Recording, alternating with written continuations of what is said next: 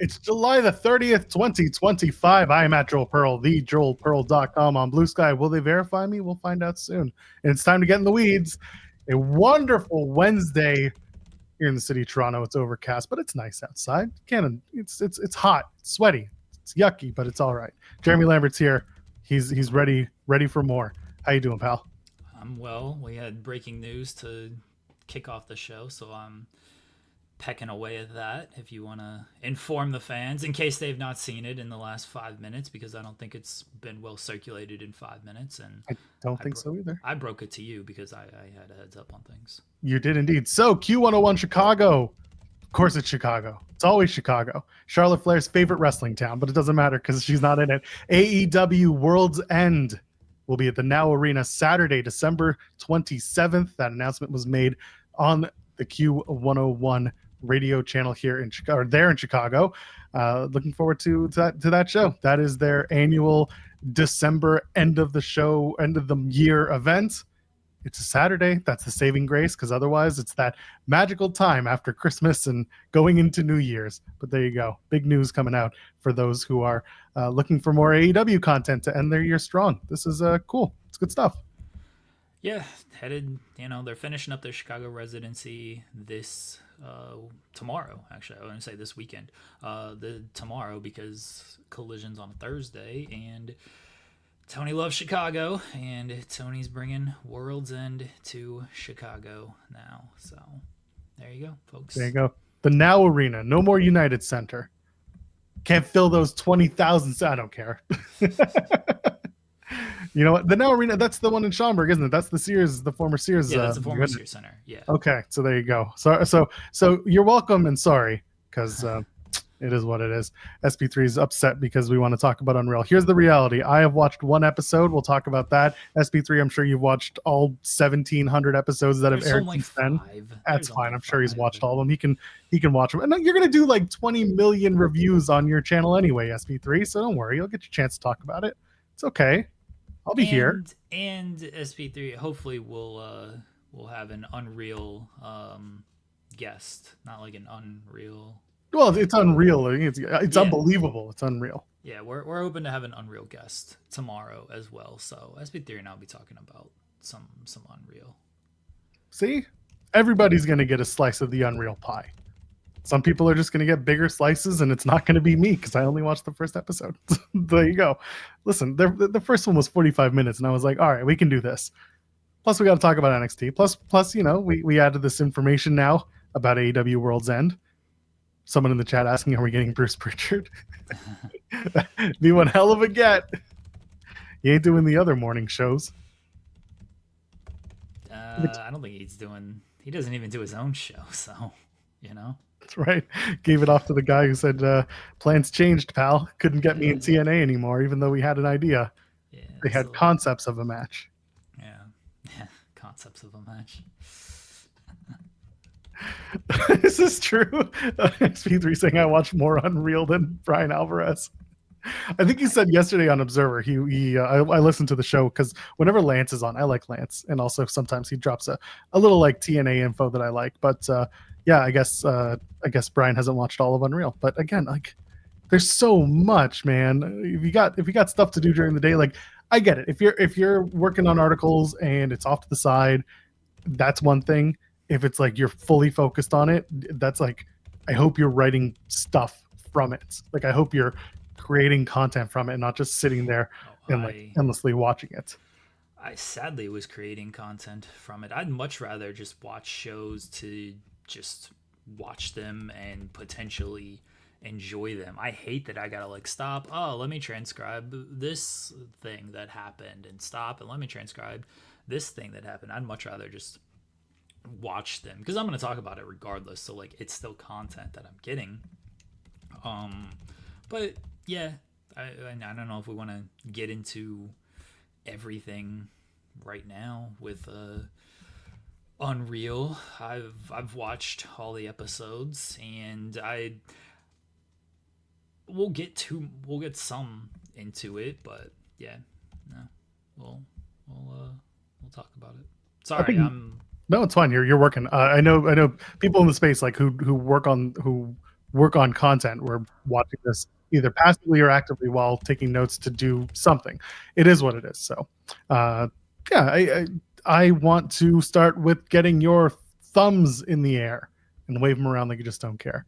Stick a thumbs up on the video if you haven't already, because that is always fun. And of course, you can subscribe to the channel. If you have not already subscribed to our channel, we are dropping stuff every single day. So much stuff that we need you to pick it up by pressing subscribe. And if you hit the bell, get notifications, then you'll know what's going on all the time. And on top of that, go ahead and donate a super chat. Any amount, get your question or your statement right on the air. We love our chat. We love when y'all are in the room with us, chatting away with us. You got a couple more days until the end of the XP1, when the aforementioned Brian Alvarez will once again congratulate Top Weed, and maybe he'll say nice things. Maybe he won't. Maybe he'll do something in his gi. Maybe we can convince him to do a karate style promo. I don't know what we can get, and whatever. If he's gonna sit in his, if that is his like cameo chair where he sits and does these things, I want something different. Yeah, I want something new. I need a new drug, Jeremy. A new drug? But that's a song. Is that a song? Yeah. What's his name? Oh my God. Huey Lewis and the News. Oh, I don't listen to them. Huey Lewis. I had to learn that song once upon a time. Did not care for it, but I had to do it. There are other Huey Lewis songs I could do. Hip to be a Square. Let's go. I've heard like these songs, but I don't. Power of Love. Come on. Power of Love. Yeah, the Power of Love. That's Back to the Future. I've never seen that show. Try again. Back to the Future. All right, well, we tried that. We can talk Unreal, but first, you want to do a little bit of NXT just because it aired last night and was first run content as well. Yeah, it's probably the lesser of all of those things. A lot of people are getting up in arms about the Blake Monroe promo. There was some fat shaming towards Jordan Grace, who definitely does not look the way that she did in 2020. And for some reason, Blake, they're going down the pathway of, I'm Blake Monroe, I'm the pretty girl heel, I'm the influencer, and you're a formerly overweight woman who got into shape, and therefore you'll always feel like you're overweight. And kind of didn't like it. It felt yuck to me. And I know a lot of people have been a lot more harsher than I have been just now. Your thoughts watching it, because it was not my favorite. It wasn't yuck to me. I mean, it wasn't good.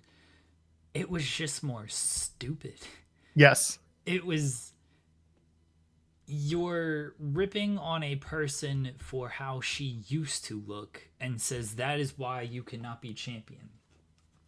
Okay, she doesn't look like that anymore. So who cares? It's just a dumb thing to do. It's like, look how you used to look. But then you got in really good shape and now you can beat up half the roster, and that includes the men. And like, you're a monster right now. But 5 years ago, you were pudgy and you didn't look all that great. So you can't be world champion. It's just dumb to me. Like, that's where I'm at on it. Was it like tasteless and what? Yes, like, yeah, I understand that side of it. I'm more just like, this was dumb. This was stupid. I'll use the MJF stuff because I'm a crying pussy. Yeah, that's right. You drag him, Jeremy, drag MJF. So the MJF stuff with the line, the Jay Briscoe line, did I think it was necessary? No. Did it actually have a point to that segment and drive something home? Yes, absolutely. He made his point. He got under Mark Briscoe's skin. It was a good execution to the setup of the promo. Again, whether I think it was necessary or not, simply my opinion about that line. There was not even a good setup. It wasn't well executed. The material wasn't good. Like, none of it was good. It's like saying, this is very off base example, but I don't care. I'm sorry, my mic is very far away, so I'm probably low. Apologies, everybody. All right, there. Can I yell? Can I talk now? I Is mean, that you can better, yell if you'd everybody? like, but you might just overmodulate. So this is like saying, like Michael Jordan's never gonna win a title after his rookie year because all he does is dunk and rely on his athleticism. He can't shoot. He doesn't play team basketball. He's just never going to win a title. You're judging him based on his rookie year, saying he's never going to win a title. Like he can improve. Like he's not going to get better. And then Michael Jordan won 6 titles. That's what this feels like. Jordan Grace can never win a title because she looked like this 6 years ago, 5 years ago, however long ago it was. Okay, but she's improved. And she looks better. She looks how she wants to look. She's improved as a wrestler. She's improved on her looks. And look, she looked fine 5 years ago, but they're making fun of how she looked 5 years ago. So what is this? Like, who thought this was a good idea? Who thought this was good material? Of like, yeah, let's go out there and talk about something that was 5 years ago and make fun of the way that she looked. And it's like, okay, but she doesn't look like that now. Ryan's saying it's basically someone making fun of me for once weighing 430 pounds and now being, sorry to out you, Ryan, you put it in the chat, but I do apologize, and now being 202 pounds. First off, great on you, Ryan, for losing all that weight. But yeah, it's like, you used to look like this. Like, all right, but I don't now. Who gives a shit how I used to look? I did the work to not look like that anymore. It's just dumb. Like, if that's the best you have for this, y'all gotta rethink things. Y'all really gotta rethink things. I mean, one of the words that I'm surprised I'm not seeing much in the chat is it's lazy. Yeah. It's lazy writing to do everything you just mentioned. It just adds to the point. It's an incredibly lazy way to write a story. I'm pretty, I'm thin, you're not, therefore you're a loser. It's like, first of all, we've done this before. You want to talk just in history of professional wrestling. And it's not even out everywhere. It's film, television, everywhere. It's always the same old garbage. There's no reason to have to go back to this trope. Zeno Hour said it right there. I said it was a tired trope, and it is. It's exactly what it is. There's no reason to have to make that. When I'm watching this live last night, I'm rolling my eyes. I'm catching myself rolling my eyes. And it's not in a, oh my God, she's such a heel. It's more like a, oh my God, this content is terrible. There's no reason to go here.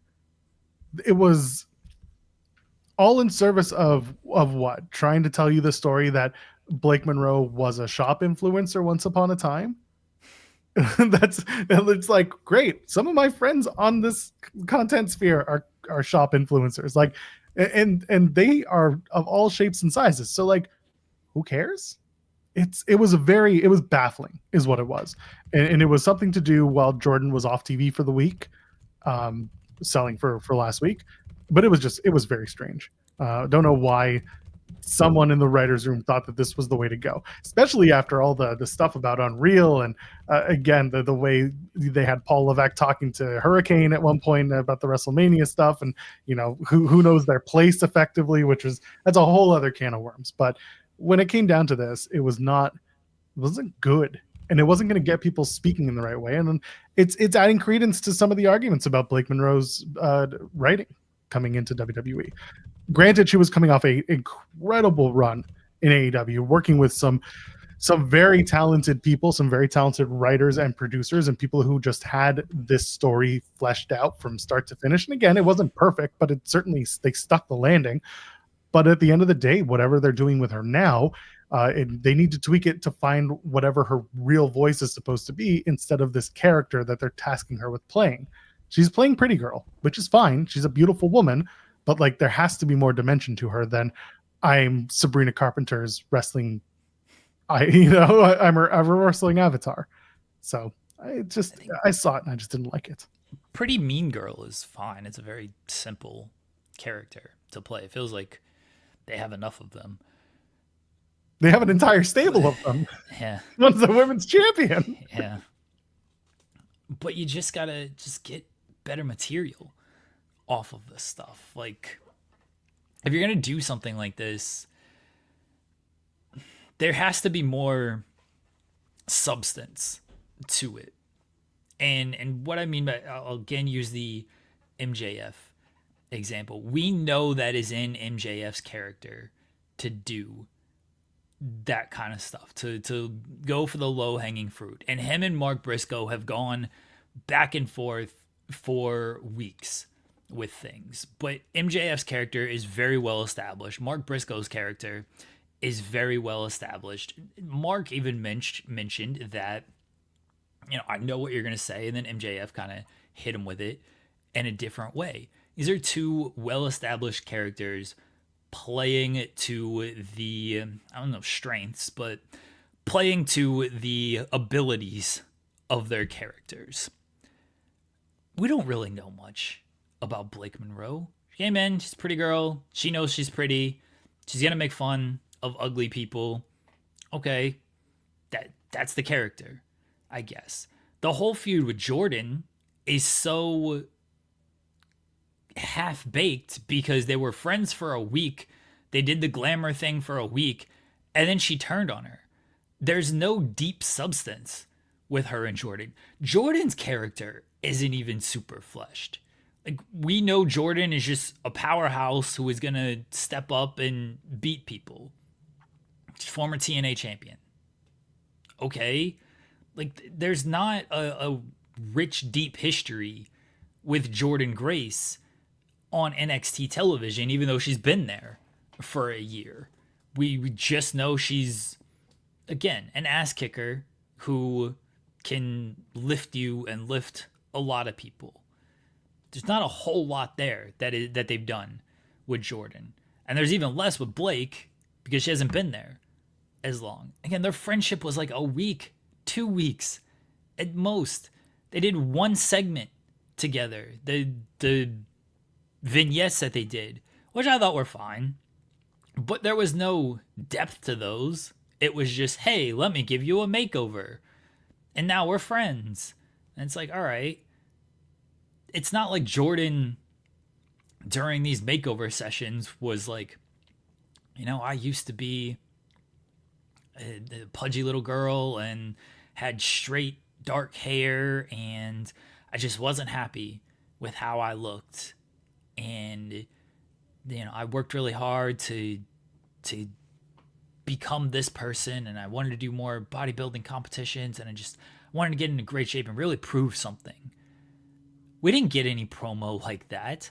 If we did, as much as I think this material would have sucked, at least there would have been a rhyme or reason for it, for Blake Monroe to be like, yeah, you used to be like this. You told me you hated this look. Now I'm going to remind you of what you used to look like. I know that little pudgy girl is still in there. I'm going to remind you that you were still her. That this makeover that you've given yourself, that I helped give you, that's not the real you. You're still this little failure that I'm going to beat. It's like, all right, you know what? There's at least something there. Again, is it good? Is it not good? That's up to you to decide. But at least we can say there was a point and a thread to how they got there. There was nothing on this. This was, you can't be the world champion because you used to look like this. That doesn't make any sense to me. I'm trying to think. I'm just like, yeah, you throw out, you used to look like this, and then what do you say? Like, yeah, but I don't anymore. So like, yeah. LOL, I can be world champion now. Like, that's all it is. It was a very poorly put together promo, and it was just a very poorly delivered promo. The start of it made me laugh because she called out Booker T, which, like, that was funny. I thought that was funny. And Booker, of course, someone had pointed it out in the chat. I think it was Senior Nerd. It's being like, Booker then just couldn't get over himself, and he wouldn't shut up. Then he wouldn't shut up. Yeah, that's pretty Bookerish, though. And then commentary was like, Booker, shut up. She's talking. It was like, yeah, that's what you need to do. Is sometimes you need to shut Booker T up. That was fine. That part was fine. And then it just all from there. I don't know what Jordan Grace can do from a writing this story out next step to make it not worse. Really, all she should do is laugh it off.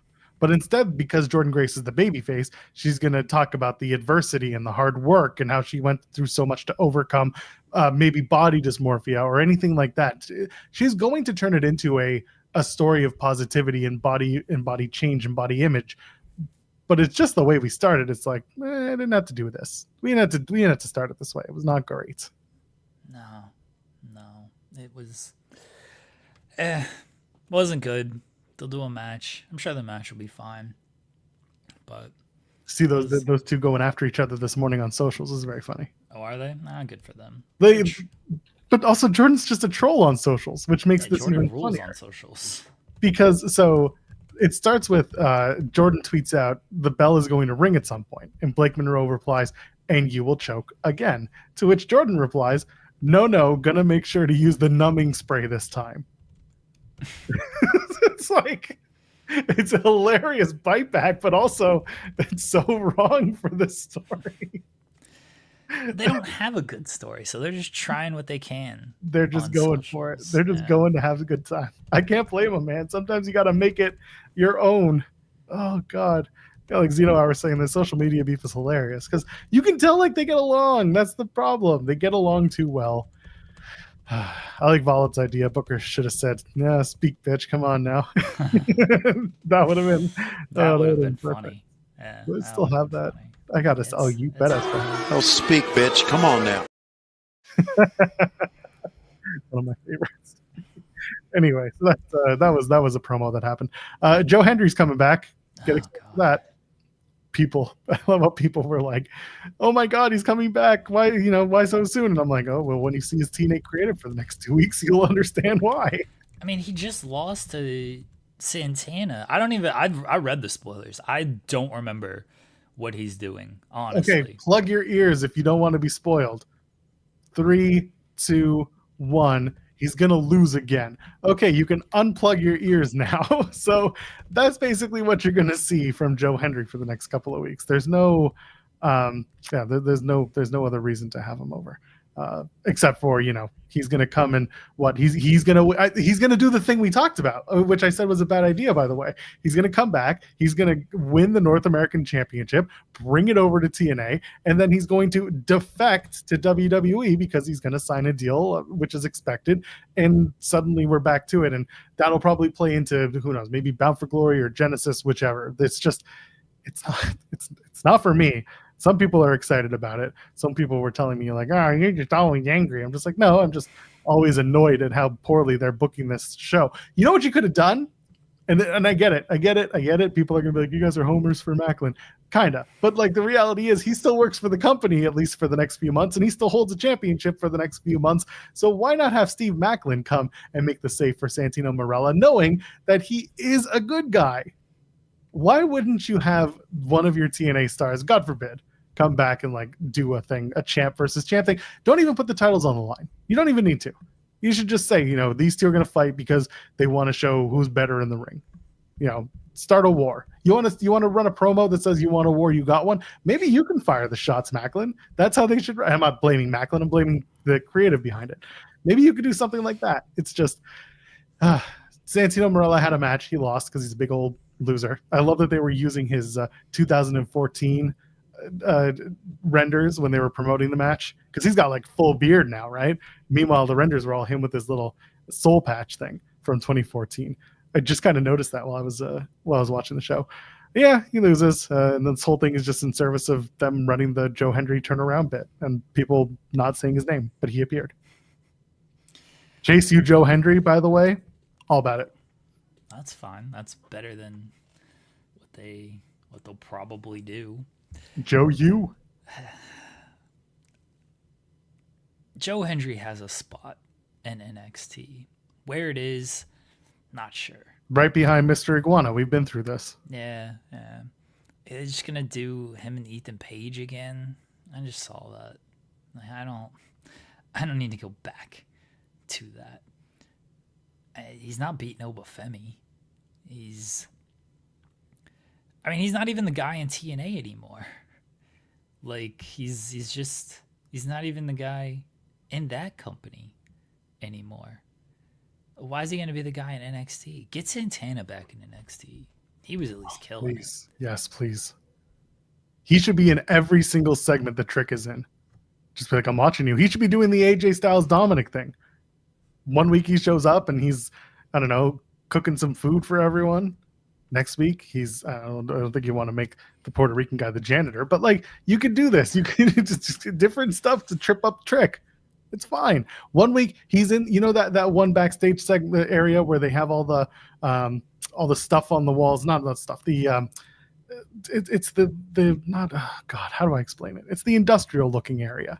Okay. Where they've got like all the trusts and all the it's just a random area in the back. It's like a basement, but it's not a basement. Anyway, they should have him just like stocking stuff up there, just like walking up there, just like, oh, I had to get this ladder because I'm gonna beat your ass with it later or something. I don't care what it is, but he should be in every single segment they have. Get him really ready to come over to WWE when his deal is ready. I hope we get Santana in WWE sooner rather than later, but I know there's other stuff. I'm incredibly interested in this one guy who keeps coming into our chat and wanting to push Steven Jensen. I'm tickled by this person. It's always the same person. This guy or girl, I don't know who it is. This time this is some Wyatt 6 level lore because it used to be just #push Steven Jensen. Now we're building into an actual story, saying Jensen's time is near. Give the crowd a voice to cheer. Shop on mic, spotlight on fight, heart and hustle every show. Plant the seed. Now let him grow. Is this Jensen's burner account, or is this someone who is this? I need to know who's got this flow. What are we doing? CM Punk, clearly. It's Punk. Maybe it's Cody. Could Maybe be Cody. Oh, Cody could on you the imagine bus. it's Cody? Cody, you have the link. Come and join the show. Does Cody have the link? Nah, but he should. Okay. If you want the link, DM us. I was about to Cody say, Rhodes. I didn't think Cody had the link. I mean, it'd be cool if he did, but I didn't think he Very did. funny. Yeah. There are only a few wrestlers who have it, approximately 40 something. Yeah. Probably more, actually. Jensen paid them off with his gambling winnings. Listen, Jensen gets a push every time he shows up to work, and he works hard. We got nothing. We know he's pushed.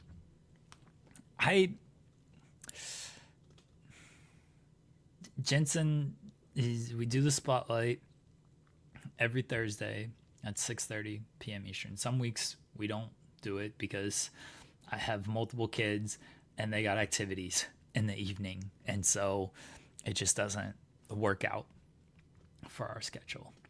Jensen has like a 9 to 6 job, legitimately a 9 to 6 job every single day.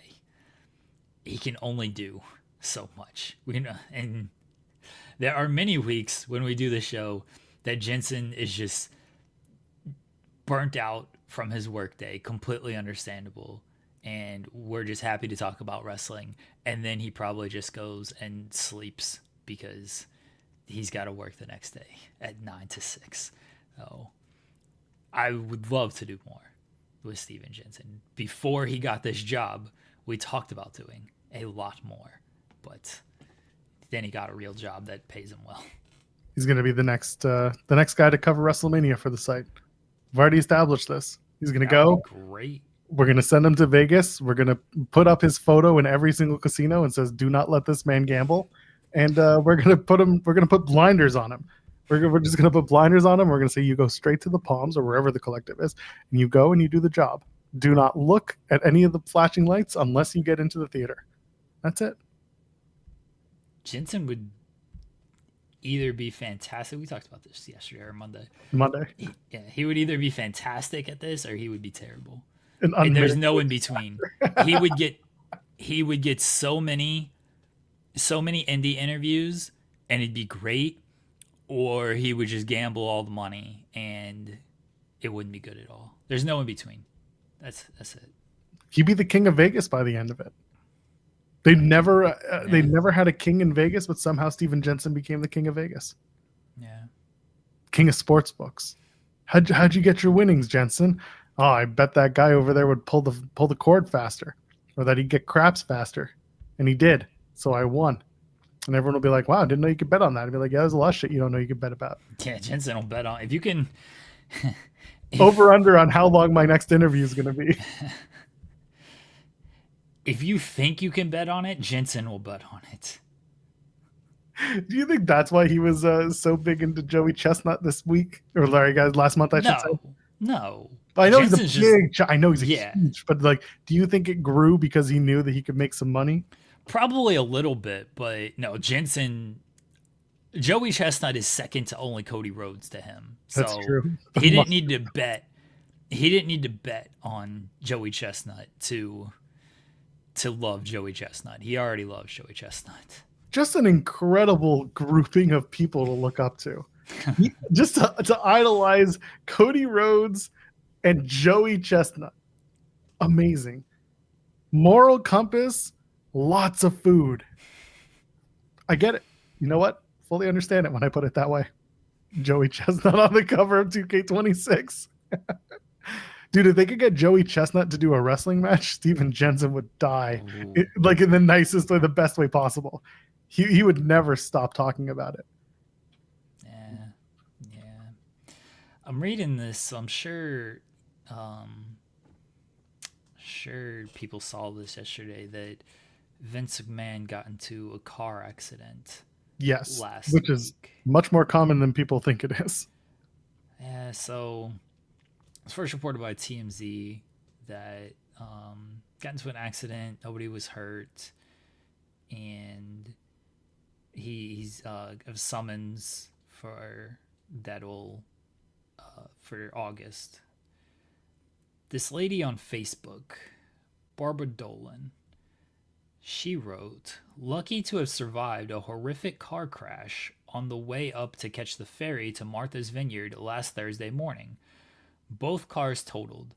Vince McMahon, former chair of WWE, hit me going 80 to 90 miles per hour as I drove in the right lane of the narrow Merritt Highway. I and the dog are mostly fine, but was lucky to have kept control of the car, more or less, as I shot off the road after being catapulted over 100 yards. An unmarked state trooper had been following him as he sped in and out of cars down the highway and had just turned his lights on to pull McMahon over, but he was not in time. Both front wheels of McMahon's Bentley were sheared off and his airbags deployed, probably saving him from significant injury. The trooper told me afterwards that McMahon saw me last minute and swerved, smashing into my left rear, and if that he had hit me full on, there might have been a very different ending for me." Dolan noted that she is awaiting results of a medical test. Amazing that no other cars were hit and that I got out of the car, hands shaking for a good 20 minutes, but otherwise seemingly unscathed. Stiff neck later and full battery of hospital scans and blood work. Time will tell, I'm told. Oddly, Hulk Hogan, I see this, who made it McMahon's fame and fortune, died about the same time as the accident. What a way to close your Facebook post. do you think maybe Vince was told and he was like, I gotta go for a drive? Just this is purely speculative. Like it's not the worst theory in the world, honestly, because not comparing the two at all, but people, when stuff like that happens, even to a lesser extent of stuff, like people deal with it in different ways. And you know, when my sports team loses a big game, I gotta go roam the streets for 2 hours. So that's what I'm saying. I can, after my dad passed, I went for a run. I need, like, you have like a lot of, when things like this happen, like you have just like a lot of pent up energy and like feeling of like you gotta get rid of it somehow. Stress is part of that as well, of like, oh shit, like something awful just happened. I can't just like sit here and do nothing. I don't speak for everybody. Some people can't just sit there and do nothing. Some people are just in such shock that's all they can do. But a lot of people just can't sit there and do nothing. I'm one of those people that I can't sit there and do nothing. So I can understand of, all right, he felt he needed to get out and go on, and that's that. So it's not the worst theory in the world that maybe he did find out and he's like, I can't just sit at this home and do nothing. I I gotta get out. I gotta burn this energy somehow. There's better ways to burn energy than going 90 on the highway. If you do the speed limit, get the fuck out of my way. But that's how some people are gonna burn their energy. And it was, again, I said it earlier, this is not the first time that Vince has wrecked a car going way too fast and getting into an accident, which really sucks. You drive the limit. Don't be that idiot. But yeah, I see this. Worth noting that Barbara Dolan is the founder and CEO of BD8 Capital Partners. So they're all going to be okay. But yeah, that's a scary moment to have happened. I can tell you, like when my dad passed, it was also the middle of the night, so I didn't really have much choice into what I could do. I was basically stuck sitting in hospice, being like, "So now what?" And then the phone call started, right? So Yeah, and then it was like, I need to get some sleep because I was already exhausted. So that's how I went for. I want to clarify. I went for a run the next day, like the next morning. I had to get up and it was 10 o'clock, 11 o'clock at night when my dad actually passed. I wasn't gonna go for a run there. It was. But I had to pace the halls of the hospital. Like I couldn't just sit and do no or stand still. Like I had to just walk up and down the hallways. Like I'm a very nervous energy person that I gotta walk. I gotta move. People probably notice I talk with my hands a lot. Thought that's because you were a Jew. It's a Jewish thing. It's an Italian thing. It's Oh no, I'm not. It's something that we do. Yeah. Oh, okay. No, I'm I'm like a very nervous energy person to where I have to move to feel something. I'm not stoic. Can't just sit still for a long time. Especially in stressful situations. Yeah, that's why you and I get along, because you're a lot like my wife in that regard, which drives the shit out of me. Anyway, yeah, I saw this. I did see that the accident happened. I hadn't seen that there was that Facebook post made by Ms. Dolan. So, I mean, best wishes to her. I hope that any injuries she's had are easily. I saw somebody post the photo of JBL with the head brace and everything. Yeah, and they were like, if Vince hit my car, this is how I'm showing up to court. With the hat on top of the halo. Yeah. Oh my god, there you go. The World's End poster has been posted by AEW. Oh, good. There you go. You get your pre-sale on Thursday, September 4th. Main on sale is September the 8th, and you can get premium early access seating on September 2nd. So mark your calendars, friends. The wrestling is coming to you. Yeah. Well, if you're in Chicago, where the wrestling's already there. Yeah, you can probably buy a ticket tonight when you leave the Aragon Ballroom, or tonight or tomorrow for that matter. And then TNA has started their pre-sale for TNA Bound for Glory. The code SCORE will get you a ticket, maybe 3 tickets. Who knows? Maybe 4. What did you make of the Hank and Tank Chase You segment with the chairs? All you had to do was ask, man. Don't beat us up with chairs. Well, everyone else beats you up with chairs and gets the title shot. That part, I was like, this makes incredible sense. Yeah. Because you've already set the precedent. So why wouldn't the Chase You guys try and take them out with chairs? I thought it was such a stupid segment, but I was like, oh, there is some psychology in the stupidity of this segment. So they get a tag title match next week. It was at least logical. I mean, I'll give them that. Oh man, it was so hokey. It was so hokey, but it's so NXT that I just had to point it out how funny that was. Yeah, Nia Jax made her return to NXT. She is not aligned with Fatal Influence. She basically just threw them aside whenever Fatal Influence was on camera afterwards. But she's going after Lash Legend, trying to do something with Lash and Nia. Is I find that incredibly interesting. Don't know what to expect out of it. I really feel like this is an excuse to give Lash Legend that you're a big strong woman, you can pick up Nia Jax moment. I don't know what's Lash's finish though. Is it a pickup thing or is it a big? I know she has a big boot, but I don't know her. Yeah, she's picked up Nia before though. I think when they were doing the Rumble women's tag team. Oh, and yeah, and I think women's tag team stuff. Yeah, she's picked up Nia before. Lash is strong, man, and Nia is, she is slimmed down as well. So yeah, I don't think that's gonna be an issue. It'll be a cool spot when it happens as well. If she hasn't picked up Lash, she's picked up Piper. She's definitely done one of the two. Or if she hasn't picked up Nia, but I feel like she's also picked up Nia. Oh, there you go. The Evolution Battle Royal, she was picked up.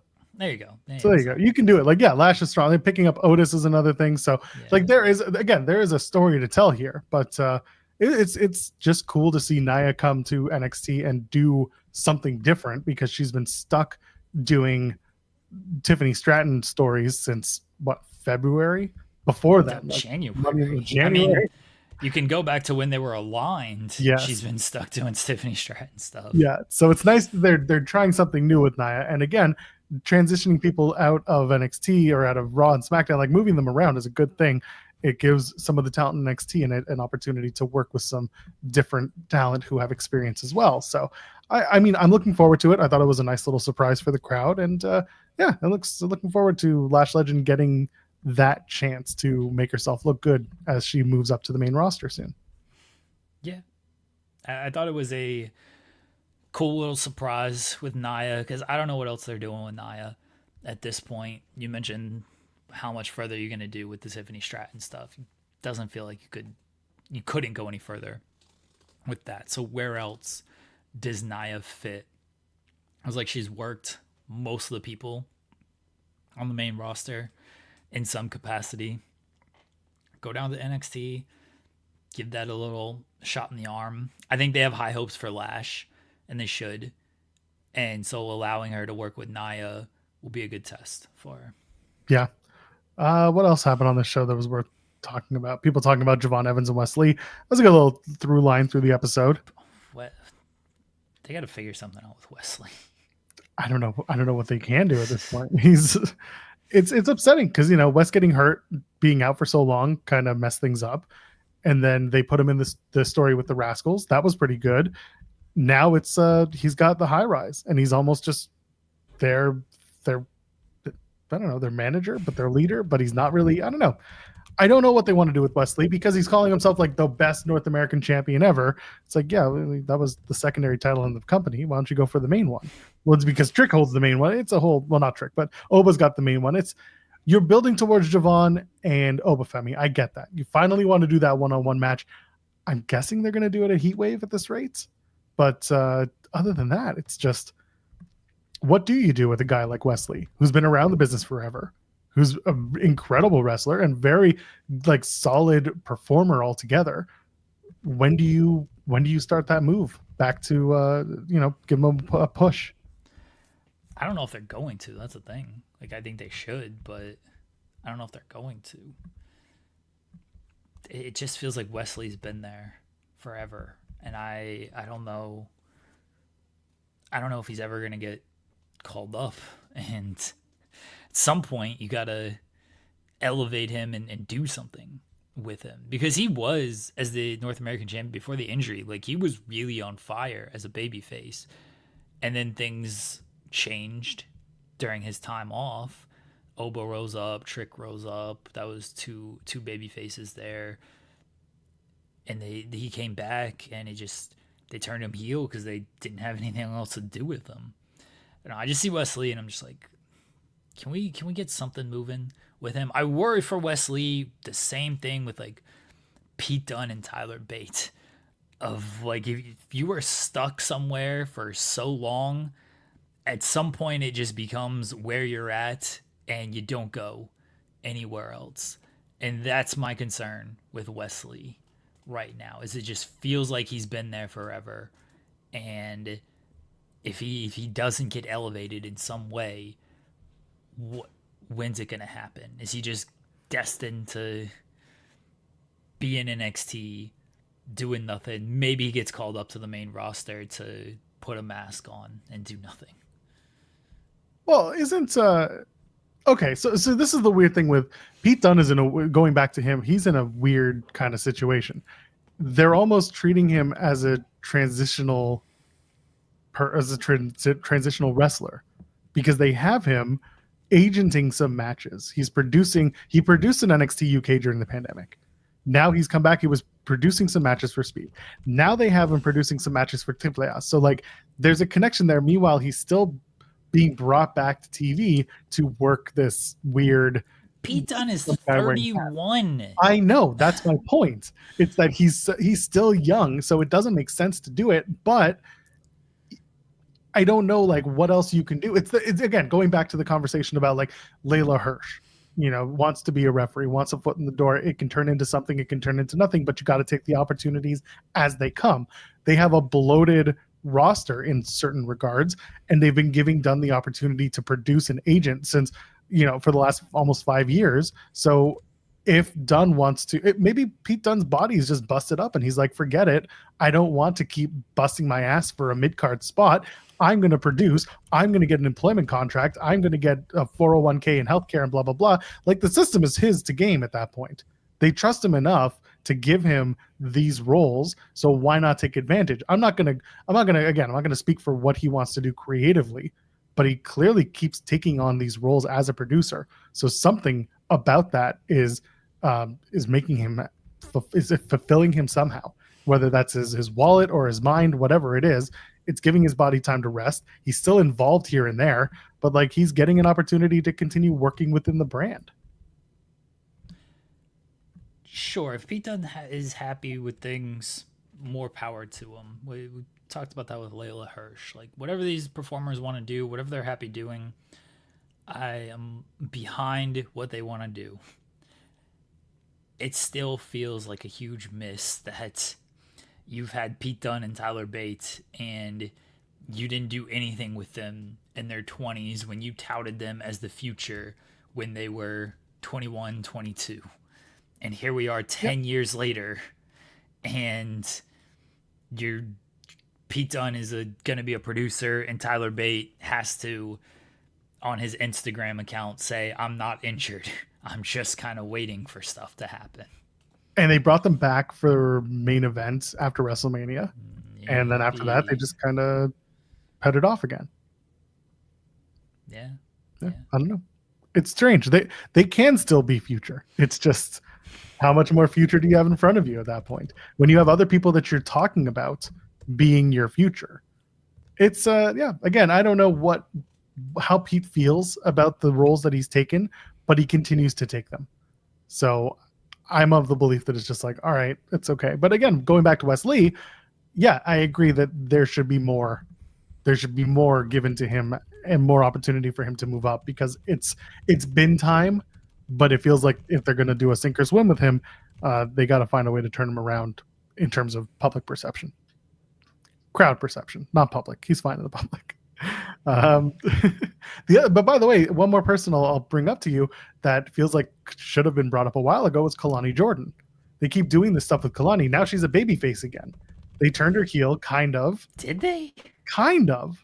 Like while she was in between this North American title run, they kind of gave her some heelish, like, I'm better than you vibes. She was trying to be like, because this is what they do in NXT, right? They give you both sides so that you can work both sides of your character, and then they can either send you up or tell you need a little more time to work on it.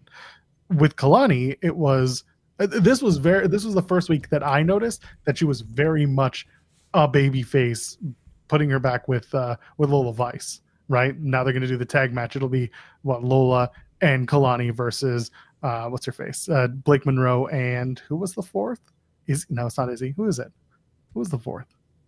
Jada Parker. They'll do that tag match soon.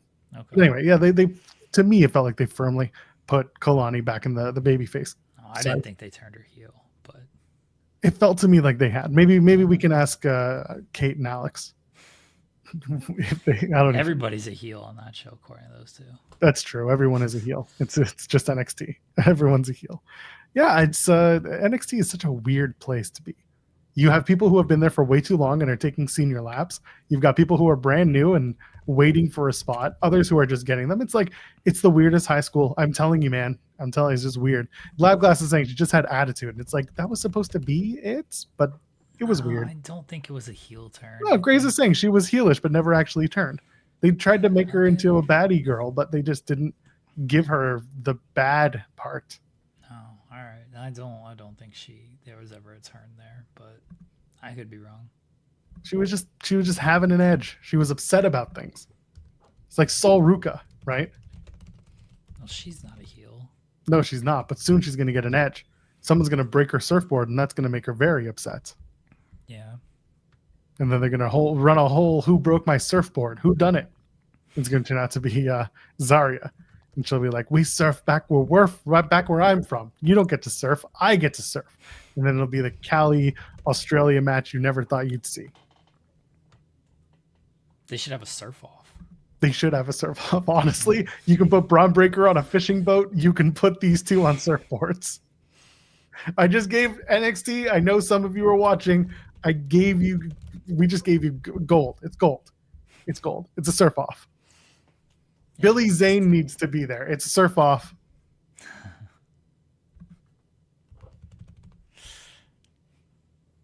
Oh man, there you go.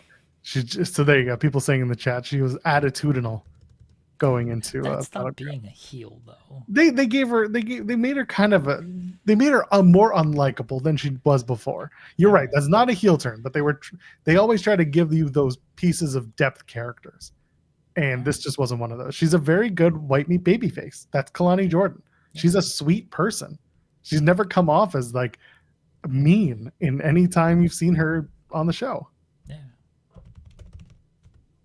Anyway, I like Kalani Jordan. I hope she doesn't get stuck in NXT for too long. But they got so many talented women on these shows that you also can't risk calling her up too early. Yeah, but I mean, Kalani's been ready. I think after the North American title run, that was it. That was time. What's next?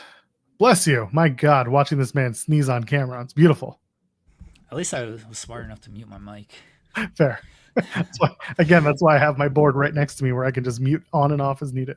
Nah. Oh my goodness. Is there anything else from NXT that we're missing? I think we got the main stuff that mattered. Yeah, I don't remember what else happened on that show. Oh yeah, Tony D is they had the Marvel finish. Honestly, I hope it's Omos. Oh, that would actually be good. I like that. Big towering dude over Tony. Tony, like, they did the Sopranos finish. Someone in the chat, as Zeno Hour just mentioned it. And that's kind of what I felt. I was like, oh, this is, kind of Sopranos, but also felt like just big guy towering over Tony D. No longer the Dawn. And I feel like it should be Omos. And it should be Omos the Ninja. Omos the Ninja, okay. Now I like if it's Omos. They gotta do something with him. I mean, they don't have to, I guess, but they should be doing something with him. That's a good little role for him. I like that.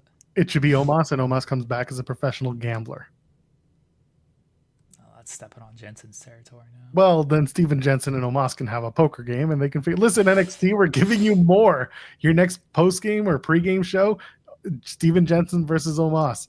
Remember when Omos took on Otis in an eating contest? Yeah, that ruled. That was WrestleMania week a few years ago. Yeah, that's what we need. We need Omos competing in more weird challenges. Those two men were burnt too, man. They were not doing well. No, it's tough. It was Philly. It was Philly because they were doing Philly cheesesteaks. Yeah, I remember now. And they were doing pizza as well. That's right. It's tough, man.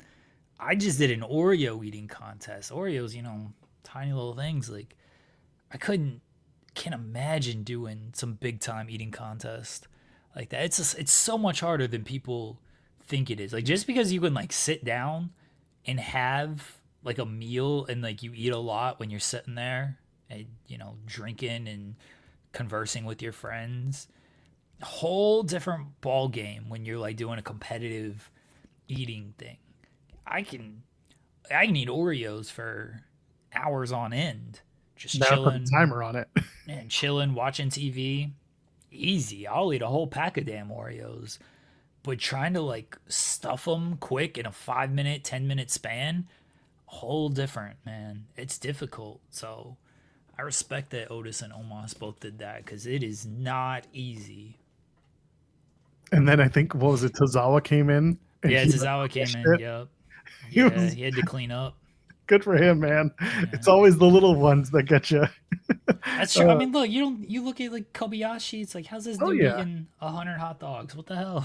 Dude, I've got 3 like YouTube professional eaters that I watch almost religiously. Matt Stoney, who a lot of people know, Matt Stoney. Yeah, And again, all these people have like cast iron jaws too because they're chewing. Most of their job is the chewing, the masticating of everything. Katina Eats Kilos, who is Randy Santel's fiance. And Randy Santel's another guy that everyone knows. And Katina's like building up in that field as well. And then Beard Meats Food. Everyone knows Adam. He's the guy, huge beard, and he eats a lot of food. He was just in London, Ontario, apparently, like this past month, and I was kind of upset that I missed it. But yeah, he did like a hot dog eating gimmick. These people do incredible feats of eating, and I am in awe when I see it. And they're smaller. Most of them are just smaller people. They have a whole process as to how they can make this work for them. It's crazy. Yeah. Respect to the pro eaters out there. Yeah, like Ryan saying, I know Randy Santel. Everyone knows Randy. That's the thing. Like they know beer. They know. What was it? Man versus food. That's the show. Yeah, but Santel's out there. He's been doing it for a very long time. Do you have your finger on the button? No, but I can. Oh, there we go. Well, Volop sent a super chat saying Vanilla Fumble. I'm Vanilla, baby. Is what we call when Tony D didn't take me on a journey. Don't stop. I'm very curious about this. I just want to see the next stop on the Tony D train. Maybe it was Bruce Pritchard telling him to pack his shit and go up to Raw. Maybe. I mean, I don't know where Tony D fits in there, but it could work maybe for him. Well, he feels like another guy. It feels like, how's he going to be in NXT forever? But does that character work long term on the main roster? Like, he beat Oba. That's a thing. He's like the only person to really beat Oba definitively. And I don't know if they want to go back to that for at least a short program to get Oba kind of that win back and pick up on that story. Because Oba, I mean, he's got Javon coming up, and it feels like Javon's going to be the guy who ends up dethroning him. By the way, Javon with that senton coast to coast, an insane move. He's an unreal athlete. It's ridiculous. I don't think it's a good move, but like visually it looks cool. Yes. But if we're being honest, like, it's not as impactful as just doing a normal Van Terminator, because a Van Terminator, like, you ball up and then spring your legs to kick out and kick them in the face, and that puts a lot of force. This senton, like, your legs are like coming forward, but you can't like get the force to kick them in the face because you're not springing out. But it looks really cool. That's what it's all about. It looks cool. That's my issue with the cutters. Like, I hate the springboard cutters where they leap into them but then fall forward. Like, you're losing impact on the cutter. The cutter works because you're going straight down. Like, you want to grab somebody from like behind and cut them down. But if you're like leaping backwards to go down, like, it feels like you're losing the impact. But it looks cool. Well, you're catching them in midair with your shoulder, and then you're bringing them back down. So it's almost like a double whammy. Yeah, it just, again, it looks really cool. But I got issues with the actual execution of, I guess, the kayfabe reality of how effective these moves would be. That's my issue. We'll get to the kayfabe reality in just a sec. We got one more super chat. Speed Punk, this is our palate cleanser before we talk about Unreal. Speed Punk says NWA Power premiered on Roku Sports Channel on the Roku Channel app last night. That's a lot of Roku's comment. Had some good matches. One match had Jack Vaughn versus Sam Stackhouse. Crazy Steve was in a match. Shout out to Sam Stackhouse. We like Sam Stackhouse. Crazy Steve as well. If you found his dog in Tennessee, let him know. Apparently his dog has been missing. So that's unfortunate. There is that. I'm being serious. I'm just pointing that out. Okay, all right. Yeah. Jack Vaughn and Sam Stackhouse. There you go. Jack Vaughn and Sam Stackhouse. One of those men has been on your show, and one of those men has been on both of our show. We had Jack Vaughn on once. We have Jack Vaughn. Yeah. And Crazy Steve, he's fantastic. Listen, we've said it again. We've said it once. We'll say it again. The NWA is the problem. Isn't that they're going to be on Roku? The problem is I have no idea what's going on in the NWA. They're not doing enough coke is the problem. That is the problem. That's right. Where's Matt Cardona so he can be going to hell? Yeah, that's the problem. There's not enough coke in the NWA. Now every single person needs to come out drinking Coke. I mean, drinking Coke? Oh, that'd be fine. Yeah, okay. Yeah. I'm fine with that. Coca-Cola needs to be a sponsor of the NWA, which I'm sure they would love. Yeah, probably. The NWA would love Coca-Cola big, huh? What? Could you imagine? we have the outgoing like, hey, Tony Khan, you could be a part of the show anytime. You can tend to Tony's garden. Could you imagine if Billy Corgan decided to do this segment?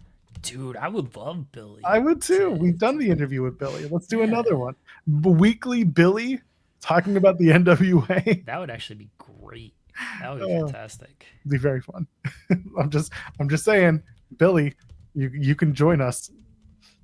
We might ask you about Smashing Pumpkins, but we'll talk about. We'll ask them about Creep, one of their biggest hit. That's right. One of these days, I swear to God. Anyway, let's talk about Unreal. Watch the first episode. Okay, all right. I thought it was a pretty good show. I don't think that it's one of those blockbuster, oh my God, every wrestling fan who knows about the business needs to watch this. I think they did a pretty good job in episode 1 of not only just setting the tone, but also introducing newer or not so involved fans into what WWE does and how they produce professional wrestling. And I thought that there was some good stuff. I know there's going to be so many people talking about so much content from this show. I'm going to point out a cool couple of things that I found that were not like wrestling related, but that may have been a little bit more production related that I appreciated. Right off the bat, they wrote one of the scripts wrote like 3 play dates until Saturday night's main event, and I thought that was very interesting because it's like play dates we think about wrestling and we don't think about in wrestling, we think about like with kids, or play dates as like a play bill, like a play that you go see in the theaters. I thought that was kind of interesting. The office setup at WWE, I gotta say, not the writer's room, whatever, that's boring. It's just a big room with whiteboards. No, the cubicle setups. I don't know if you guys noticed this. They did an overhead shot, and it's like you've got your desks, and it's kind of in like it's kind of like an open hexagonal thing where you've got 4 desks, but then in the middle you've got a little table and chairs for meeting. So if you're working in your pods, you can come together and work in those pods collaboratively or separately. Thought that was actually a pretty cool office setup. And then the actual like room where they're doing the writing stuff, the writer stuff, that's a pretty cool writer's room. I don't think people need to be wearing suits in their writer's room because that's just ridiculous. Ed Koski's been there for like 20, 30 years. He left for a little bit and came back, but yeah, it was some good influential stuff. And the gorilla positions, I like that they showed you the build of the gorilla position. And one thing that caught my eye was when they were showing the build, they had the photos of gorilla over the years superimposed on the floor, to which I thought for a second, I was like, wait a minute, do they actually have these photos like on the floor and we've just never known? No, it was just a really cool editing technique that they use to show you the career of Gorilla Monsoon and his involvement in the business, like from a wrestler to a producer to the guy who was who was sitting backstage timing out matches and so on and so forth. That was really cool stuff. But yeah, we can get into some of the content of it. I thought there were some good stories told for the first episode that was focused on the Monday Night Raw Netflix debut. What do you have to say about the first little bit you've seen so far?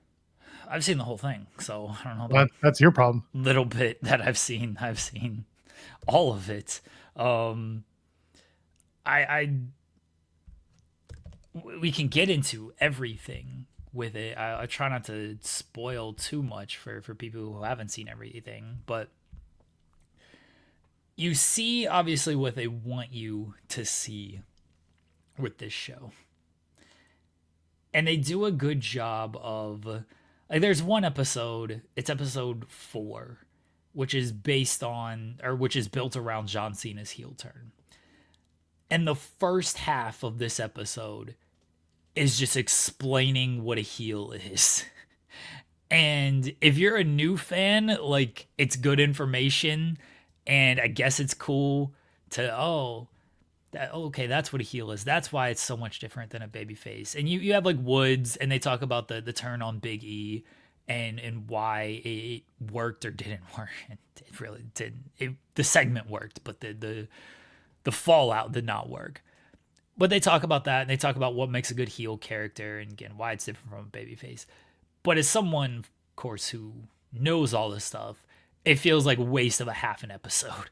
I was like, just get to the Elimination Chamber stuff and start telling me about John Cena's heel turn. I do not care what a heel. I know what a heel is, but I know that this programming tries to find a balance between casual fan and hardcore fan. And if you're a casual fan who's just, what's this? What's this behind the scenes of WWE? Let me watch. You're trying to explain it to people who don't know stuff. So I get that. As far as the behind the scenes stuff, I love behind the scenes stuff. I love watching documentaries like this. I love hearing different stories and things. Obviously with WWE, you're only going to get a modicum of the truth. You're going to get their truth on it, which may or may not be the actual truth.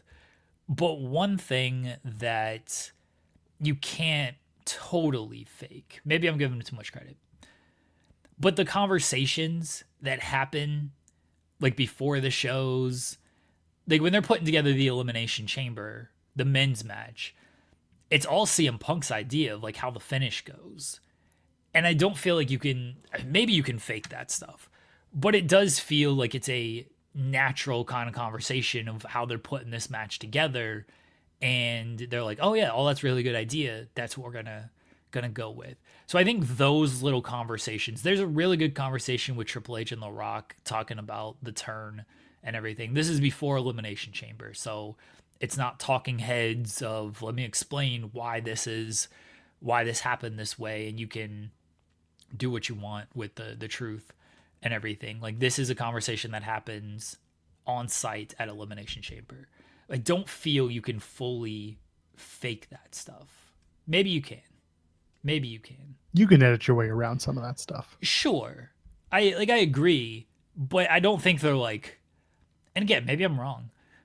I don't think they're having that conversation and then they know the camera is there and be like, actually, you know what, retake that. I actually want to say this type of thing. Like, yeah, you can edit your way around it, but those conversations do feel like they are part of just a one take thing, and you're not just retaking a bunch of that stuff. I'm sure they're way more mindful of what they want to say because they know the camera's around. But that conversation that Triple H and Rock are having, they're talking and they're like, so how are we going to go with John Cena? Like, is it about the soul, or is it like it was always business between you two? And they're agreeing, like Triple H is like, you know, I think it should always be about business. And Rock's like, yeah, it's not about the soul with John Cena. And look, I think this is real because it explains why it was so fucking stupid and they had no follow-up on it because they were just putting it together at Elimination Chamber of why this was going to work. But yeah, that's where those kind of conversations are really cool to see when it comes down to it. So I think it's good. I think it's fun. I understand it's not going to be for everybody. I think if you're a hardcore fan, you might be turned off by certain things. If you're a casual fan, you're probably not watching this show. So I don't know what to tell you. Then casual fans might find this and enjoy watching some of the backstage of it, right? It's like the F1 documentary that brought everyone to caring about less about the F1 products, more about the F1 characters. And that's something that WWE did a pretty good job, again, in episode 1, highlighting the characters versus the players, the people who play those roles. You know, they'll tell you their real names, right? And my favorite was, my name is John Cena. I perform as John Cena. My government name is John Cena. And meanwhile, it's got John Cena. But like everyone else has like a multitude of names that they go by, whether that's well known or stuff that isn't known. We'll get to that in a second. But I like that they're telling the story, or at least trying to let you in the little bit. Right, Rhea talking about being a dog mom and talking about her anxiety, which I thought that stuff was incredibly important, that we humanize some of the performers for people who don't necessarily get that, or people, and I'm talking get that as in understand that. There are certain fans who don't understand what these performers and what these people deal with on a regular basis. And I appreciate that they at least try to broach the subject without getting too into it. But again, they spent a lot of time on the Rhea Ripley character and like how she is the unstoppable badass, which again is very common in wrestling, where your character is who you want to be 24/7, but you can't be that person 24/7. You sometimes have to be your real life human being, and that real life human being has stresses of real life and anxieties that come with it. CM Punk being another one. Punk talking about having this anticipatory anxiety, which I thought was interesting. To me, I was just like, no, Punk, that's just anxiety. All anxiety is anticipatory. Not all, but a lot of anxiety is anticipatory. You're planning things that aren't happening yet. But regardless, like, to talk about it is to humanize these people in a certain way. They're not telling you everything, and they never will, but they're giving you a little bit more than you would normally get outside of maybe an interview. The Jacob Fatu and CM Punk in the back before the Netflix thing that they did at WWE headquarters, I thought that was very funny. Where, you know, Jacob Fatu says, like, I want a photo with you, or what, I forget what the line was, but he basically just says, can I get a photo with you? And Punk's like, yes. And Fatu's like, yeah. I thought that shit was great. There were little moments here and there. People talking about Bruce Pritchard throughout the show. I'm going to see how they tell his story. Sounds like he's being kind of a bit of an asshole, which is pretty much what Bruce can be. But he rebuts the Netflix timing, being like, people thought going into this that we could have, 2 hours, 3 hours, we can go 4 hours if we want to. Well, it's not like that. And then I feel like someone said, can you expand on that? And Bruce was like, nope. And that was okay, cut. So the reality is, like, they can, but I think they've chosen that 2.5 hours as a sweet spot. That's what they want to time out a show for. Otherwise, you risk deflating your audience or just getting them turned off. You have other content to film in front of them before and after. Well, used to be after as well, but now it's just before Raw. So like, you're doing speed, which I guess not so much these days, but you're filming main events. You have to get people, ready for the show, but not tire them out. They're introducing some characters that are great, and they're going to make some people protagonists and some people are going to be antagonists, because that's just the way this works. They've got Cena, they've got Punk, they've got what's her face, Rhea in the first episode, and then they're going to have Chelsea Green. They're going to have the stuff with Cody. They kind of introduced him as the opening, and then they kind of left him alone for now because he wasn't a big part of the Netflix debut. There's again a lot of really interesting stuff that they did to tell these stories. But yeah, overall, by the way, it's freezing in Gorilla. You know how cold it is. They literally have parkas, like they have jackets that you can take into Gorilla that you can wear while you're in there, and then you just got to bring them back. If you watch the Punk and the Rock, that little segment, the "Can I do anything for you?" because Punk was anxious, and he said to the Rock, "Tag in," and Rock's like, "No." There's a little sign that says something along the lines of like, "Take a parka but bring it back." It's cold as hell, so it's good. It was I thought it was a good start. And again, this is not a documentary series that's aimed towards children. It's definitely something that they're putting towards the 20 plus crowd, the online crowd, the not necessarily the influencer crowd, but I think the influencers are going to have a good time with this because they're going to watch it and say this was good. And I didn't know all this stuff. The influencers are like, they show reaction videos in some episodes. Like the Cena heel turn was the biggest one, where they show like reaction videos from a bunch of streamers and everything. So I imagine you'll get them reacting to their reactions and then reacting to this show. By the way, TNA still sucks. They've not done anything with these reaction videos. Did you watch the No, I don't have TNA Plus or whatever. That's your first problem, pal. Neither do I. I don't need it. I don't watch this. I watch the show on Sportsnet Canada. Someone else can watch the Fade to Black documentary. Tell us if Jeremy's in it. So here's my not two takeaways, but or 2 points or anything like that, but 2 points I do want to make. Number one, Roman Reigns said, I ain't doing this shit. There is very little to no Roman Reigns on this. And he was present for, Netflix to Rumble and then to Mania. You see him at one point taking a photo with Travis Scott on the first episode. That's it. He ain't involved in none of this. Because they do the WrestleMania because they follow Punk with a lot of stuff. So in following Punk, they're going to talk about his Mania match, and they do that. They don't talk to Roman at all. Roman ain't in none of these scenes, and he ain't doing none of this. Bless that man. 2, and I tweeted this yesterday, and then people got mad about it, because of course they did. Because I knew what I was doing with this. Remember when people, got on Tony because it was, he doesn't put his foot down. He listens to too many ideas. He needs to be the final decision maker. Why is he listening to all these people? Okay, yeah. What do we see in this show? Triple H walks into the writer's room. Says, what are we thinking for WrestleMania? Punk, Roman, Seth. What are we thinking?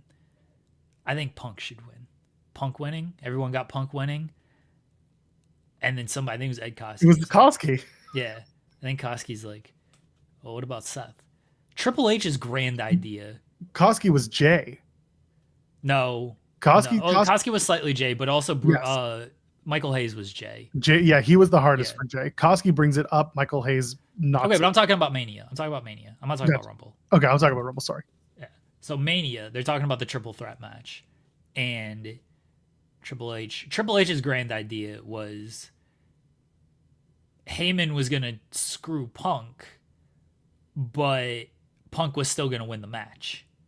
That was his idea. He was gonna overcome Heyman backfiring, and it didn't sound like he wanted to split Roman and Heyman, because he says, I don't know where Roman's character goes. He said Roman's character would be dead in the water without Heyman. Where does he go from there? And Koski's like, well, that makes it intriguing. He's like, yeah, where does his character go from there? And so, of course, they settle on the finish. They settle on with Seth. But Triple H wanted CM Punk. He walked into that room wanting CM Punk to win. He was firm on that. And then he got changed into it by the writers. Are we giving Triple H shit? Should we? My answer is no. We shouldn't have given Tony shit. And we shouldn't give Triple H shit. All of these people listen to a bunch of different ideas. And then they go with the one they think is the best. At the end of the day, they still have the final say.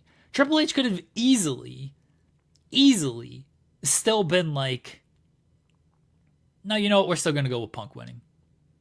The Seth thing, okay, we're still going to go with Punk winning. He decided, all right, you know what? Seth winning makes sense. That's a good story. Let's do that. Let's go with Seth and Seth. That was his call. Just like if Tony listens to an idea and he decides, oh, you know what? That actually makes sense for the story. I'm going to go with that. They still make the final call, but they still listen to a bunch of different people. It's not that they're not firm. They're not putting their foot down. Sometimes people got better ideas than you do. That's why you have all these writers. If you just wanted to make the final call and do all your own shit, don't hire 50 writers. Don't have a team of people. But they do, and that's why they listen to a bunch of different ideas to filter these things. And I think it was dumb to act like Tony wasn't making the final call and giving him shit when he was listening to other ideas. And I think it's dumb to act like Triple H still doesn't have final call, and you shouldn't get shit for listening to other ideas. You know, people took my tweet of like, oh yeah, you're shilling for AEW. It's like, no, I'm shilling for both companies. Honestly, I think it's dumb to give it shit to either of these people. They still make the final call. You know what you need to do? When you talk about WWE, you should be Jeremy Lambert. When you talk about AEW, you should be Jeremy Lambert. I feel like there's a guy who doesn't have a show anymore or is about to lose his show in May. I feel like you could pick up the mantle with that. Who's losing his show in May? Stephen Colbert. Oh. Okay. That's how it all started with that's the Colbert Report, was because he's Stephen Colbert. Right. But he went by Colbert when he was doing the Republican character. Oh. I don't know Colbert lore. You should be Jeremy Lambert when you're talking about AEW, and you should be Jeremy Lambert when you're talking WWE. I do like a wardrobe change or something. You can put on a suit when you're talking about AEW. I have my suit jacket. I could just throw that on. Okay. WA, he's the Lambs. but he's Lambs with doing a lot of coke. Could you imagine Lambs on coke? I don't want to. I've seen it. Lambs on coke would be a sight. Jesus. My God. I would love to replace the Late Show. We used to do our own late shows. Yeah. Arguably better. I feel like WWE I'd have to be like suited up though. They're more corporate than AEW. True. AEW is a t-shirt company. True. So you should be Jeremy Lambert for AEW and Jeremy Lambert talking about WWE. Yeah. Yeah, because he also got a shill hard. So yeah, it makes sense. WWE, you should go for it. Yeah. We're giving you both sides. I will be Joel Pearl for this show. And when I do TNA, I will be sick of this shit. This Unreal stuff, the funniest thing now with the benefit of hindsight, in the final 2 episodes, they fucking love Travis Scott. They love Travis Scott. When they show the call, the video call with Cody and Travis is just like, I love this shit, man. I love this. Is so cool. It's amazing. I'm gonna give up my rap career. And Cody's just like, yeah, you got the fever. And I'm thinking to myself, that fever left his body 30 days after that phone call, and it never came back. Well, no, because at Mania he does the same shit. At Mania he's like, this is so cool. Like I'm gonna get a ring. Yeah, he's like, I'm gonna give him my rap career. And Triple H's like, I heard that. Like we're gonna do it, you know where to hit me up at. Like Travis Scott is so hype after Mania and everything. He in hindsight, it's so funny watching how much like they love Travis Scott and how much Travis Scott was like involved in all this shit, and it led to absolutely nothing. Don't worry. He'll be in New York, New Jersey. He'll be at MetLife Stadium. He's gonna come out. He's gonna come out for the street fight. Don't you worry. It's all part of an activation between Unreal and WWE. I hope so. I hope we hear Fiend on Sunday. I will cackle so much if that shit plays. Could you imagine the main event of SummerSlam? It's the Cody Avengers, but this time it's John Cena and all of his baddies come out. And they beat up Cody, so he retained the title. So who is it? The Rock comes back? Rock comes out. Travis Scott comes out. Who else has been on? No one else really cares about John. Batista comes out. He's just like, I just like John Cena. That's all. I just like him.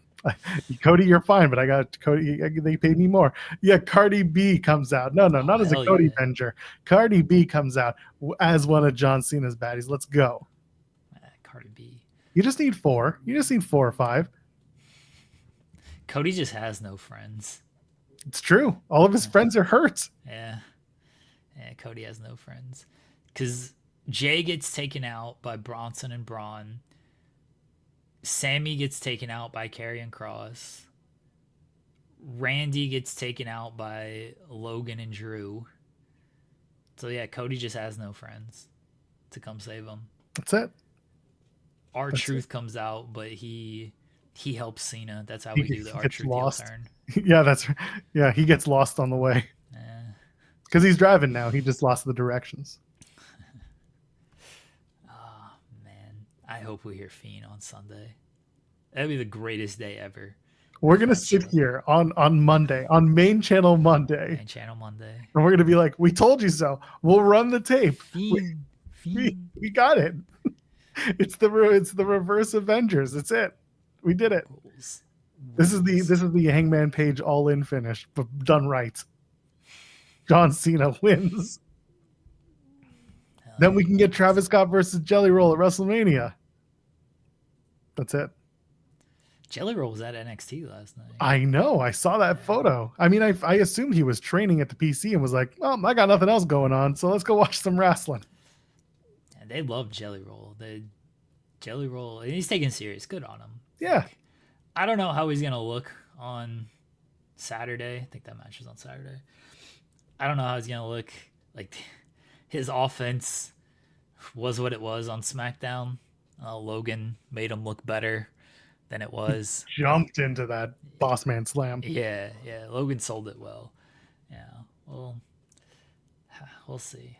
But man, I hope Travis Scott shows up on Sunday, because you watch this show, this Unreal, you're like, yeah, they love this dude. Triple H admitting that he called Travis Scott before he called John Cena is the most hilarious thing ever about this heel turn. He's like, we're gonna do this heel turn, and there's 5 people involved.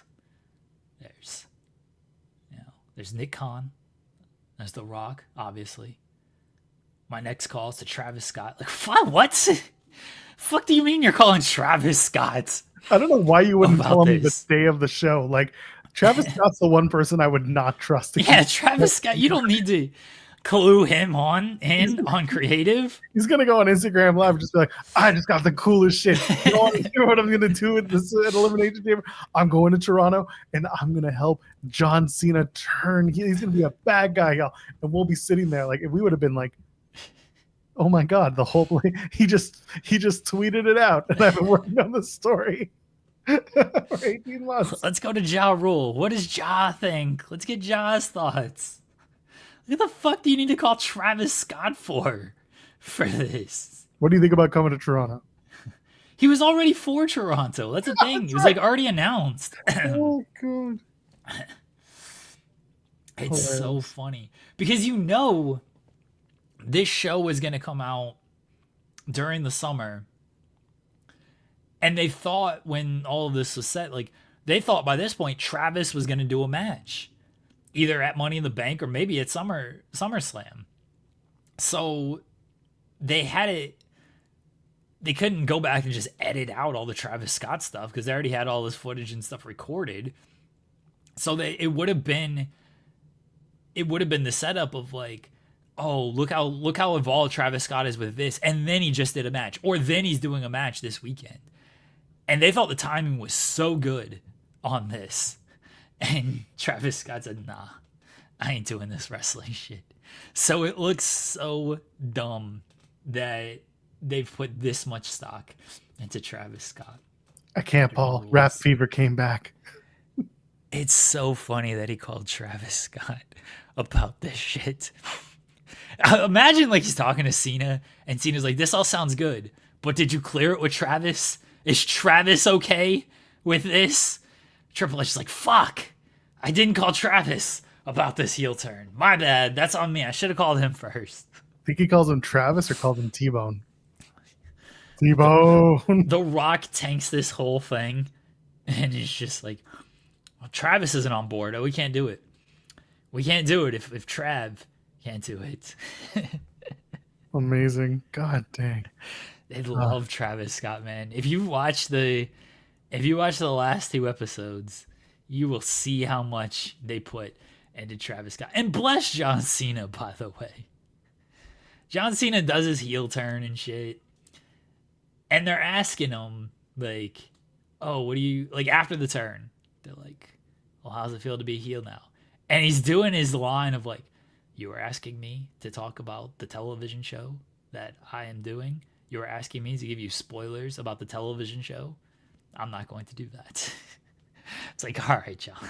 Meanwhile, at the beginning of the show, he's like, I do this if my AC joint, my SI joint's out of place. He's like telling you everything. He's like, I'm old and I'm hurt and I work with children. Like, he's giving you the whole 9. And now all of a sudden he's like, he won't talk about the heel turn. Sucks.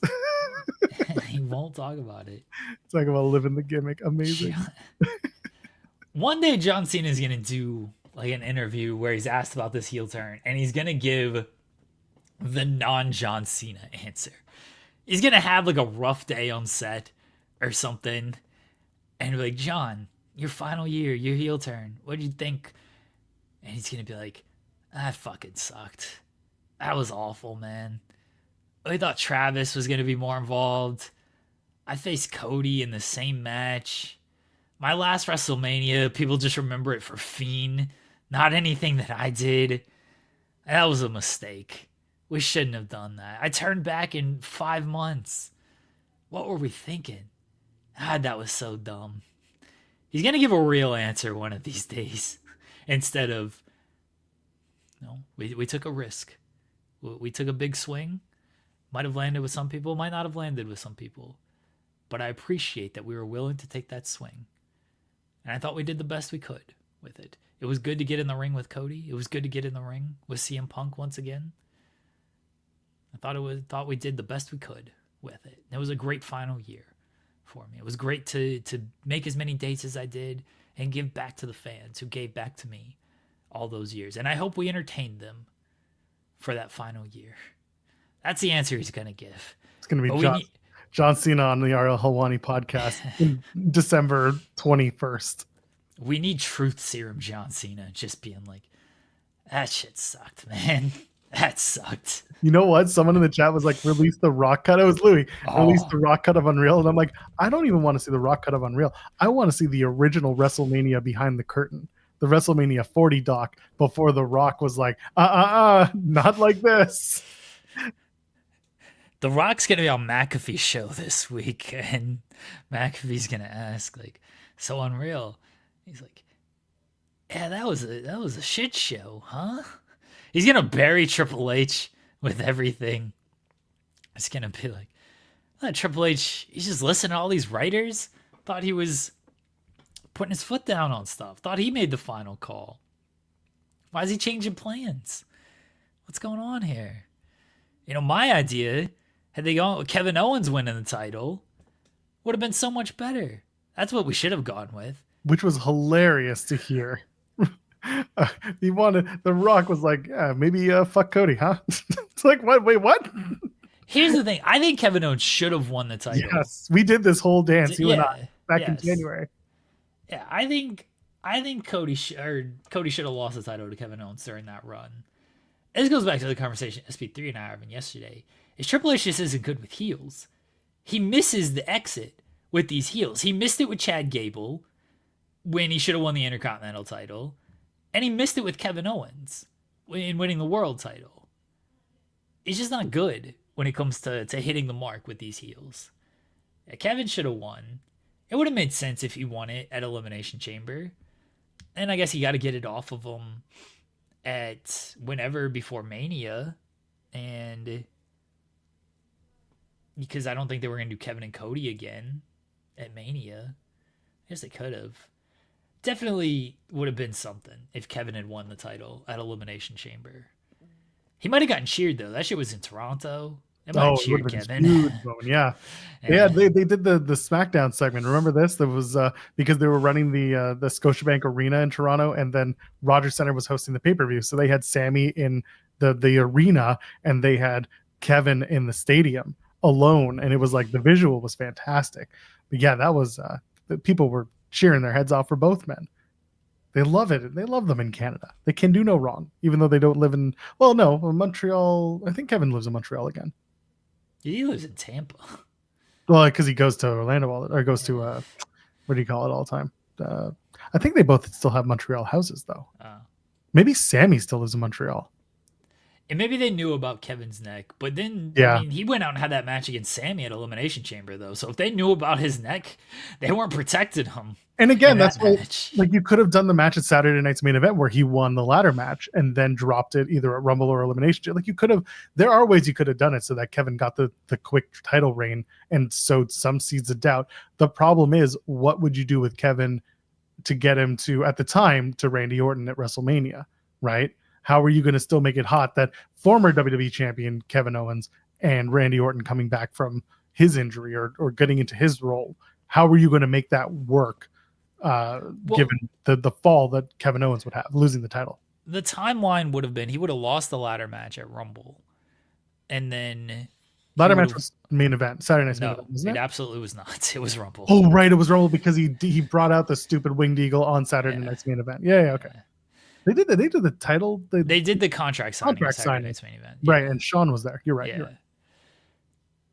So he would have lost the ladder match, and then he would have done Cody would have done the segment with Rock, and Cody would have turned him down, and then Rock would have booked the immediacy, and Kevin would have beat him. And then I guess Kevin would have just lost the title to Cody on a Raw episode before Mania. Was there another Saturday night's main event between Elimination Chamber and Mania? I don't think so, but they did the European tour.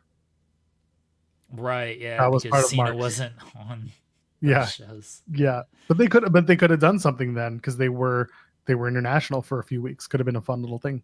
But then you probably don't get that last man standing match. It was whatever match, the street fight, whatever they had, Sammy and Kevin. I don't know if you get that at Elimination Chamber if you do Kevin winning the title.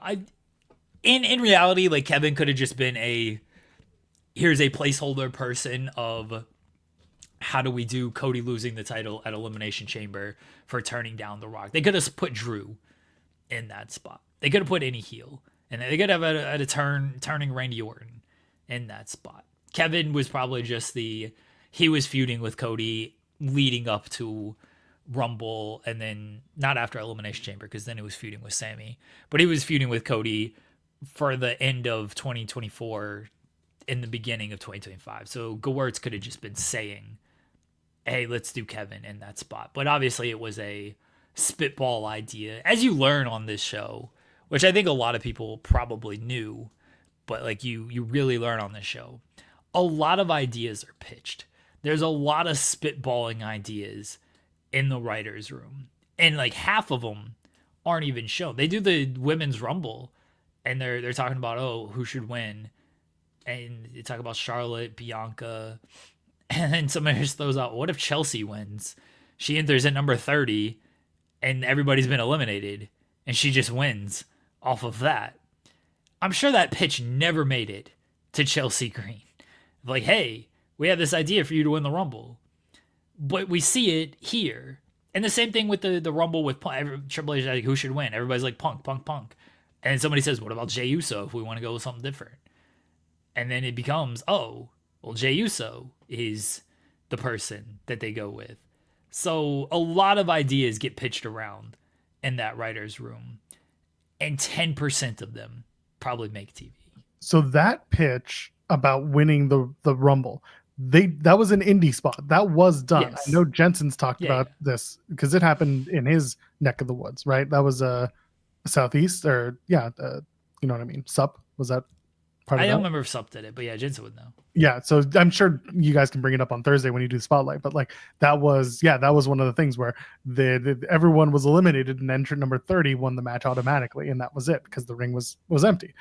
And it's funny because that's another Ed Koski thing, and he prefaces it with horrible idea, and then a bunch of people on the internet run with it. It's like that would have been amazing, and it's like, but it's not amazing. Also, we've seen it. Well, people who know seen it before, and it's a joke that's been made at least in our circles for a long time.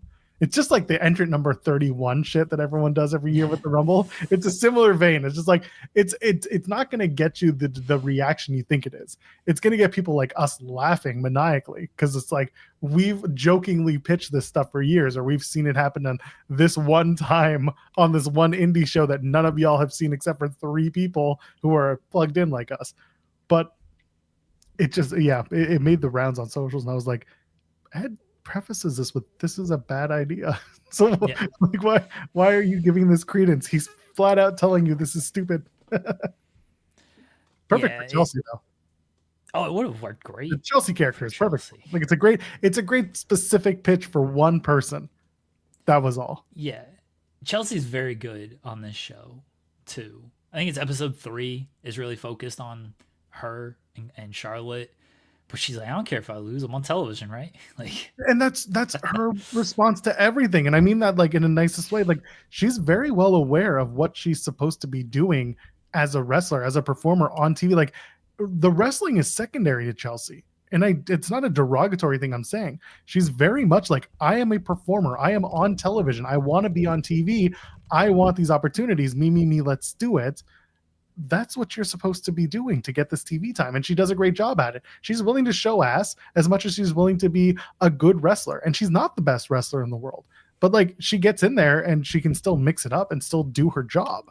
But like from a creative standpoint, there's plenty to give her because she's never at a loss for ideas and she's never at a loss to collaborate with these people. So like she gets it. And I fully I respect the hell out of Chelsea Green because she's someone who's been in and outed of wrestling a billion times and she continues to get back in, and it's kind of wild. and then she gets the praise she deserves finally. So again, Chelsea, she's not for everyone, but she should be praised for the work ethic that she has, and I'm going to give her all those flowers. Yeah, she mentions like I want to be the female Miz, and people are like, well, why do you want to do that? Why would you want? Why to be wouldn't the female you? Miz? You can get a television show out of it. I'm sure she's chomping at the bit for the idea of like Green and Cardona, whatever they're gonna like Ms. and Mrs., but you call it, I don't know. Find a name for it. I can't think of it. But her and Cardona doing a show, game over, man. They would have a great time. Makes so much money. Cardona's dad. Oh, Game over. That's it. That's your Mar show. But you could do it. Brian Myers somehow gets a spot. Oh God. No, she's great. She gets it. I think the more people see this, the more they'll understand that she is one of a kind. And it's pretty cool. I like her. Yeah, she's been pushing for Total Divas for a while. Like a lot of the originals are there now, like Nikki's back, Natalia's there, Naomi's there. So they have some of the originals who are Can bring back Alicia Fox. She's on TNA. Well, I don't know about that, but Lana's husband's around. Yeah, I don't know Bring if her Lana back. We'll do it, but Nikki's obviously the big one because Nikki got their own spinoff with the Bellas. Natalia, very well known in the Total Divas universe, good and bad, and Naomi. You got those three.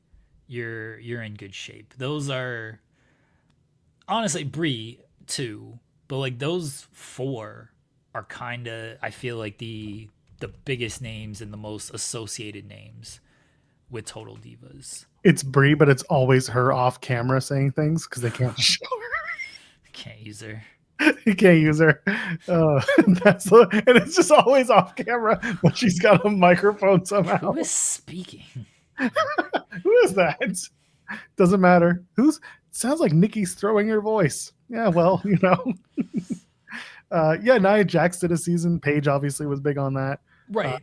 Alexa Bliss did a season. It felt like everybody at one point did a season. Yeah, a lot of people did a season, but the only people who were there for all 9 seasons were those 4. Yeah. The Bellas, Natalia, and Naomi. They were there for every single season. And main stars as well. I think they said that the Bellas were a guest stars for the last season because they were doing Total Bellas at the time.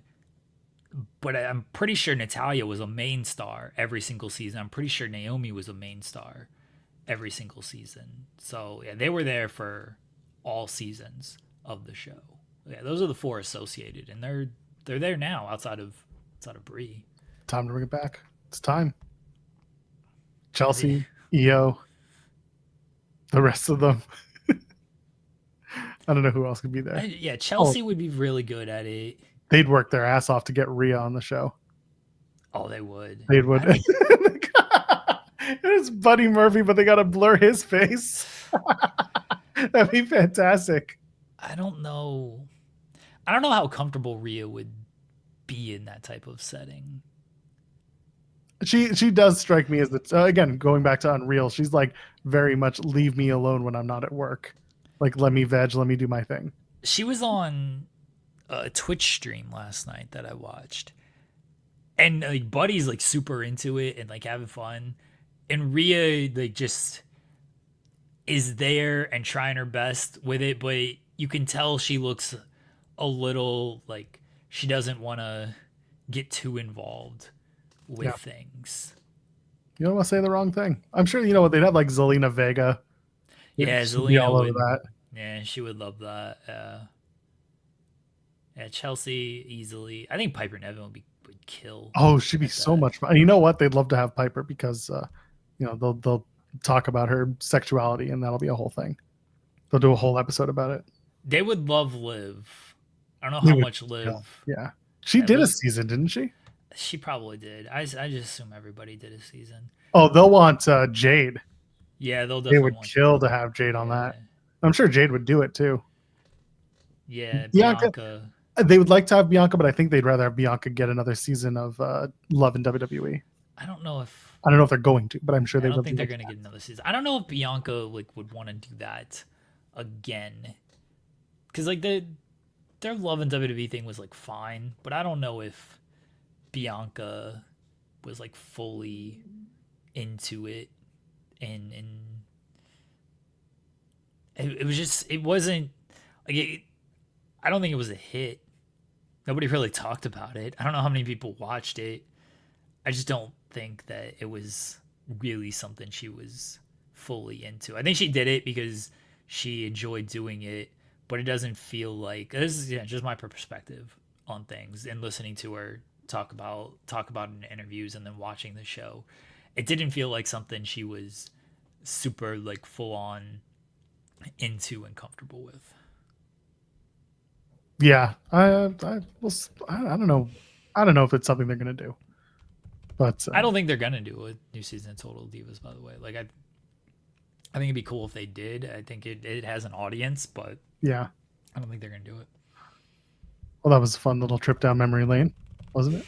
I did see some criticism of the Unreal show, which is to be expected.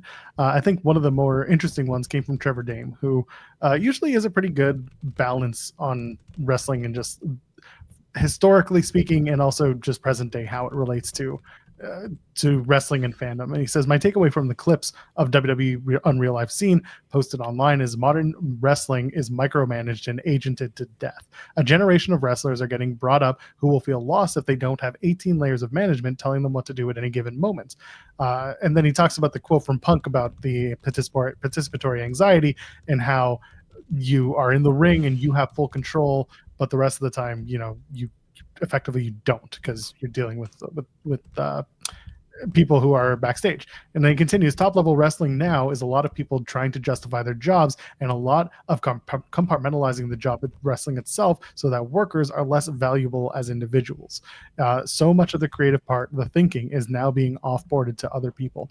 And I think that's a really good point, because there are a lot of people. You see this the stuff with Chris Park with Abyss, and in the first episode trying to get to the finish of Punk and Rollins, but also him freaking out about how it's gone over and they got to cut some stuff, and the match has been completely set up through those three guys, and Abyss is supposed to be there effectively getting the time cues and getting everything on time, keeping the truck informed, but also trying to get the match time. He's sitting next to Billy Kidman, who does the timekeeping, trying to keep everything like on time, because it's a show. You do have to remain in the confines of your programming, and it's going to be tough to be a wrestler if you're not thinking about timing. However, while you do need to adjust on the fly, there is a micromanagement that comes with all this. There are people among people, writers and producers, and then assistant writers and assistant producers, and then there's a timekeeper, and then you got Triple H, and then you got Bruce Pritchard. Like, there really are multiple layers of management that are there that I don't necessarily think need to be there, watching and standing over you as you're trying to do your job. I think the job of a producer is important. Someone who actually talked about that was Lance Storm yesterday on Observer about TNA. And we'll talk about this in a minute, but you could tell the anxieties of these producers is real, because they're having to do, like, they're in the middle, they're micromanaged and they're middle management, and it's tough. But also the wrestlers are learning a style that is completely different than everywhere else you go. That's why the ID talent are so. It's kind of why they split up NIL and WWE ID, honestly. It's like, we're going to get you used to working with a producer, but also you got to get used to working in the indies, out of the indies, and then come to us. So it was, I think it was an interesting tape. I see Zeno Hour saying, Trevor Dame has an opinion on something he didn't actually watch. Shocking. But again, a lot of what he's saying is right. I think Trevor has a very strong point.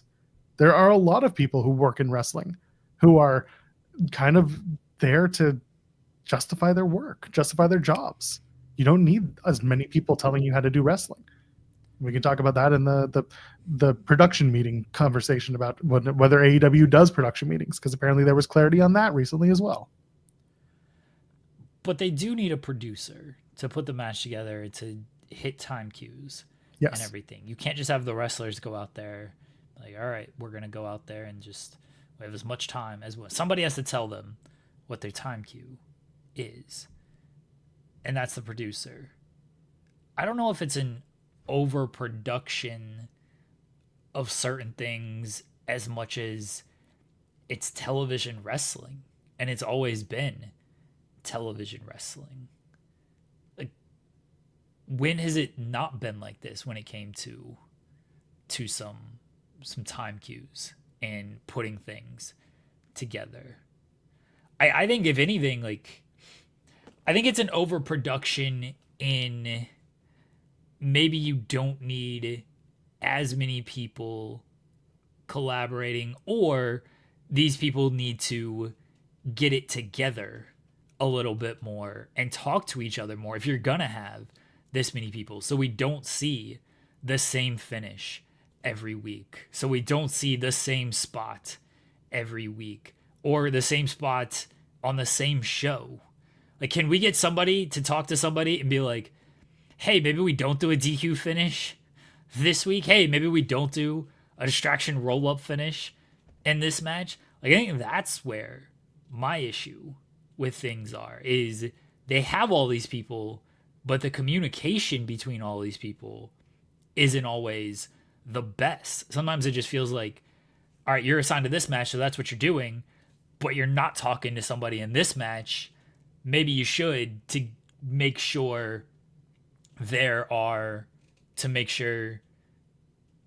less of the same on the same show. Like, we've always had the overproduction on stuff when it comes to television wrestling, because you have to almost overproduce it, because it's not just go out there, here's 20 minutes, do what you want in the 20 minutes. It doesn't work like that in television. No. I'm agreeing with you. Okay. Oh, I thought you were adding to the point. Okay. No, I didn't know if you had anything to add. No, I understand your point, and I agree with it to a certain degree. So one of the reasons the producers are there is to tighten things up and have they are the control point between the referee in the ring and the truck, and then there are a bunch of people in between, the timekeepers and all that stuff. This is where it gets a little confusing, is that while they are directing traffic for the matches that they have, they are also stuck with, people breathing down their necks to make sure that they hit those spots. It's an incredibly anxiety-inducing job, as it should be. It's television. Live television is that. However, I don't necessarily think that you need to be I don't think you need so many levels up to do some of the work that's done. So this is kind of the AEW conversation. So at one point, Brian Alvarez says there were no production meetings in AEW. He corrected himself yesterday, or at least there was a correction. What wrestling does for a production meeting and what apparently Tony Khan thought was a production meeting were two different things. Tony's version of a production meeting was him sitting in on meetings and going person to person, hey, what are you doing? What are you doing? And he was the central control point as the showrunner. Whereas in WWE or most television wrestling, everybody gets into a room. All the producers plus the showrunner get into a room. They talk about the show and they put together what happens and what shouldn't happen and what does happen. That is part of what the regular production meeting is for most television, especially wrestling. Tony has now changed it so he's doing that. But before, what he was doing was he was being the central point, going from this producer to this producer to this producer and just getting the information, but not disseminating this sounds like you're doing this on this and this and this. Now they finally become more cohesive to the point where things are not happening the same. They're not doing the same finishes as much. They're not doing the same, they'll do a DQ happens when it needs to happen to stretch out a story. I get that. In WWE, it happens way too often. You got to call for it when it makes sense. But the idea here is that the producers are working collaboratively with the wrestlers downward and then upwards with the upper management. In this case, Tony Khan or Bruce Pritchard and Paul Levesque. That is where you need to be. That's where your sweet spot is, but you're stuck in the middle. You're incredibly stuck in the middle for it. And it feels like there is a lot of middle management. I just don't know how you fix it when it feels like there's 20 people doing a similar job. Yeah. They have too many people in some respect.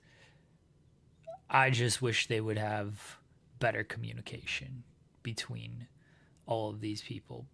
At the same time, what they do works for them, and we get a little bit of look inside of things at Unreal with Unreal, but it's not like it's the full thing. There's a bunch of people. It's like, who is this person? I don't know. Maybe they're important. Maybe they're not. But if they are important and we just don't know, we just don't know. But they do have a purpose there. So we don't know everything that goes into this stuff. Like, they've been doing it for a very long time. I think the criticism of the overproducing is when it does come to sometimes match layout and structure, maybe there should be a little bit more freedom based on how crowds reacting or just less restrictions. And it does seem like there is less nowadays compared to in the past, but maybe there can be even more freedom when it comes to that. And then promo stuff, which again, it seems like there's less nowadays than in the past, but it does also feel like there could be a little bit more freedom there. I think that's where we can pull back on sort of the over producing, but they got 15 producers to do all of this stuff. So again, I wish they would just communicate better and be like, hey, I'm going to say this, so maybe you should not say this later on. I'm going to do this spot. Maybe you should not do this spot later on. That's where I wish the communication. Somebody asked me about Tiffany and Charlotte, because they do cover that on the show. They don't cover fully my actual favorite promo segment, which is the split screen. They don't fully cover that. Michael Hayes mentions, Charlotte kind of stepped all over Tiffany in not only the split screen segment, but also in the Chicago segment. Charlotte admits like she got flustered. She got beat by the crowd and it wasn't good. You know what I didn't notice the first time around on this promo? And maybe it was the camera angle because they were tight on her. Maybe I'd have to go back and watch the original. They were both wearing the exact same outfit? No, I noticed that. Oh, okay, you noticed that. Yeah. I was like, I hope it's not that. No. Tiffany goes and she's got the mic in her hand, right? And she's like, after WrestleMania, you're not going to be the queen of anything. You're going to be alone, just like in your personal life. What is it now? 0-3? I didn't notice that. Oh, that was so there's two things. One, you see her take a few steps back because she knows what happened. But her pointing to the ring, I immediately clocked that. Yeah. That's so cold. It was. That is so cold to point to the ring finger, dude, while delivering that line. It was wild, but I get it. So they get backstage and Triple H is asking Tiffany and somebody else. I don't know if the other lady was identified, but Triple H is like, so what was that? What went on there? Which line was not supposed to be said? Yeah, and Tiffany's like the back half of my promo. She didn't throw Charlotte under the bus and say well, Charlotte also went off script, at least in the part that we were seeing. And then they move on. The show continues. Ed Koskey comes up to Triple H and is like, Charlotte's upset. It's the divorce line. She's upset about that. And Triple H is like, she needs to go. Tiffany needs to go apologize. That's not how we handle things around here. We don't know if Tiffany apologizes. We do see Tiffany and Charlotte embrace and say kind things about each other after their WrestleMania match, and Charlotte's making sure Tiffany's okay because it was a pretty physical match and Tiffany got a chipped tooth and everything. So they do show each other love after the WrestleMania match and everything, and Triple H is praising Charlotte of that's how you put somebody over. I assume Tiffany will do an interview and ask if she apologized, and we'll get a little bit more detail on that. But I thought they covered it fine. I would have liked to see more of it covered just because I'm such a fan of that train wreck. I would have liked to see if Tiffany did apologize. I would have liked to hear a little bit more because it was about Charlotte. The show is about Charlotte. You see that from episode 1. Again, episode 3 is very focused on her. So Tiffany, there's not a whole lot on her. And then Charlotte doesn't really talk about that particular line. She talks about the Chicago crowd, but she doesn't talk about how she felt after the line. So I would have liked to see more off of that. Yeah, Tiffany was on Busted Open this morning, so who knows if they asked her about it. But she did the 10:30 slot. Bully probably asked if he was there. Maybe. Well, it's the night after NXT, so maybe he's down in Florida. Who knows? But are they taping LFG right now? I don't know. LFG? Oh, I have no idea. SP3 would know because he knows everything LFG related. But regardless, if he's there, he's there. But yeah, there you go. So Tiff was on Busted Open this morning. Yeah. So yeah, it was again. That's I'm gonna go and keep watching the show. I know you already finished it, but my main takeaways are just that the show it's being presented in a way that's accessible to newer fans. It's not insulting the intelligence of those who are lifelong fans or in the know, have backstage knowledge and things like that. It's nothing that's going to be brain shattering. It's not going to be earth shattering. It's not going to be it might be in some ways. Well, in some ways maybe. Again, there are little things that I love watching that I'm like looking for, but these are things that they have no bearing on anything other than my own nerddom. So it'd be nice to see what the reaction is. I know Fightful Select is going to have a little bit of an update on the backstage and the internal feeling towards Unreal and whether it lived up to expectations, things like that. So go check that out. That's $5.99 in the business. All right, that's what it is. Did you guys talk about the Becky Stompers yesterday? We mentioned the segment, but clearly you have something to say about it. I just thought so it's really funny to me that she comes out, Lyra Valkyria on Raw comes out wearing these shoes. And I'm like, holy shit, what are these shoes? Like before this is as she's walking to the ring. I was like, I have never seen her wear something like this before. These are cool. Also, they make no sense. And then she turned it into a promo. And I'm very curious who decided to turn this into a promo, because these are not the shoes you normally wear. It's just it's a very again a little something. Then she did these are my Becky Stompers, and then she did the twirl, and then it all went downhill from there. Like the promo just after that was not great, but it was not the best showing for Lyra, but she's clearly going to have one hell of a match with Becky at SummerSlam. So looking forward to that. But I did just want to point out, I was like, I saw the shoes, and I'm like, somebody brought the shoes up. And that became the crux of this promo. But after that, they were like, we don't have anything else. We just want you to talk about the shoes. She's worn boots like that before. I like platform boots, because those shoes were shoesin'. Those were like baby girl 90s shoes. Okay. I don't know if she's ever seen something like that before. It's crazy. Seth is going to steal them. He's like, wait, our group steals shoes now? Let me get those. Can you imagine? Like, Becky, give me those shoes. Hey, give me those shoes. I'll just buy a pair. They're too small for you. I'll fit in them. I'll find a way. Shoes house. Amazing. Yeah, the shoes were something. Lyra's going to get better when it comes to the promo stuff. She's so good in ring. She's so good.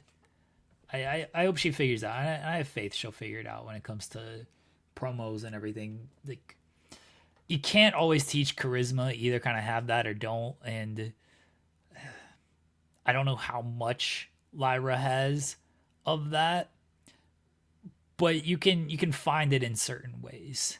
And Becky was out there doing an Irish jig her first time out there. You never would have thought this would be the most charismatic woman on the roster. And this goes back to the Jordan Grace thing. She can't be champion because of something she did 5 years ago. Why not? People grow, people get better. So I got high hope. Lyra's so good in the ring that it might not matter, and she'll get more comfortable when it comes to the mic stuff. It's clearly not something she's very comfortable with right now, but she's being put in good spots. She's working with the right people, and she does look a little out of her element on the mic in some cases, but in the ring, she's so good.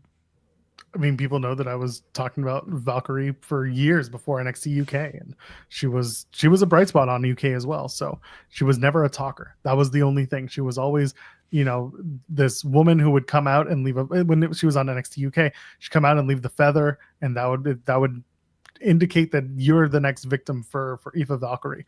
This was this is a different presentation for her. I like that she's out there trying to do stuff, trying to be more more performative, more wrestling character, and more outspoken on a microphone.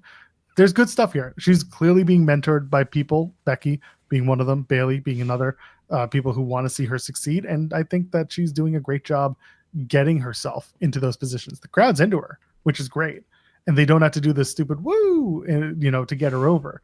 That's fine. Like, people like that, but it's not the only thing she has going for her, which I appreciate. So it's good stuff. There's going to be some good stuff for Lyra Valkyria in the future. So just no more Becky stompers. I mean, unless you can release them for everyone to buy. Yeah, they rule. I'm sure we can find them. I'm sure the WWE Women's Fashion Twitter account has them already. Yeah. I haven't checked yet, but anyway. Anything else that we need to cover before we do an AEW Dynamite preview? No. Wonderful. AEW Dynamite from the Aragon Ballroom for the second to last time before they do it again tomorrow night for Collision Live, by the way. Anyway, I don't know what the post-show situation is for tomorrow, Thursday show. You do a Collision post-show. Who gives a fuck about Impact? I would love to, but I don't know that what show looks like it's awful. Like, I've read those spoilers. I'm like, none of this looks good. They're limping to their next to Emergence on the 15th. I'm not even doing a post-show because I will be in Ottawa. Anyway, tonight on Dynamite, everyone is banned from ringside. Everybody, including they're going to ban the referee too, and maybe even the commentary booth and the timekeeper. Everyone's banned from ringside for the AEW World Championship. Hangman Adam Page, Jon Moxley, one more time. Should be a fun one. I hope they go around and beat the shit out of each other in the arena or in the theater. Should be a really fun match. What do you expect out of this other than bloodshed and carnage? I don't know how much we're gonna get of like the bloodshed and carnage stuff, because how dare you? It's Chicago. It's not a street fight, is it? No, but everyone's banned from ringside, so you gotta do some sort of shenanigans. Jack off time, baby. The thing is like, they already did their big. You can't top the Texas Death Match. You can't. You're not going to have... I mean, Moxley might bleed 2 seconds into the match because it's Jon Moxley. But you're not going to have a fork 3 minutes into the match. You're not going to have a bed of nails. Like, you can't top that. You can't recreate that. So this just feels like they're just going to have a hard-hitting match. And with the definitive winner. And I assume that winner is going to be Hangman Page. It would be hilarious if they just put the title back on Moxley. Louis sent a super chat saying, strap up Mox, TK. It'd be very funny if they did that. But I obviously don't suspect that. But if they did. Well, I mean, you already know my finish. You already know. The referee gets knocked down. He's out. Here he comes in his black hoodie. You don't know who it is. He hits Hangman Page with the spike. Jon Moxley makes the cover. He counts the pinfall. Jon Moxley's the new champion. Takes the hoodie off, the reveal. He's got the referee shirt on. And what are we doing, folks? Say it with me. We're ejaculating. We're jacking off with Jack Perry because he's back. He's back and he's leading he's the new leader of the Death Riders. Jon Moxley might be the champion, but they're under new leadership, and it's Jack Perry. We're jacking off all over the Chicago theater. They've been given some great shows, and you know what happens at the end of all this greatness? You don't edge them. You get to the finish, and you ejaculate. Shout out to the urologist who suddenly joined our chat when you were telling that story. I don't think that's true. I don't feel like Timing. this person's a real urologist. You never know. By the way, shout out to Ryan Lambert, who did in fact send me the post. Women of Wrestling Fashion put out that Lyra Valkyria was wearing Sugar Thrills Ozark Dreaming Platform sneakers, the Becky Stompers. You can buy them for $84.15. $84.15 over on Dolls Kill. That's not bad. Maybe I will buy some Becky Stompers. Okay. Oh, apparently they've also. Oh, she wears a lot of their stuff. The Dolls Kill stuff. Does Lyra. Anyway, not important. I'm a real doctor, bro. Our urologist is here. Here to talk about jacking off. It's just in time. Yeah. Maybe so Hangman wins this week. Next week they're in Cleveland. Well, not Cleveland. Are they in Cleveland? Yeah, it is Cleveland. Yeah, it's the show, isn't it? Shit, I gotta figure out if I'm going to the show or not. And by then, do you think Tanahashi have been mathematically disqualified from the G1?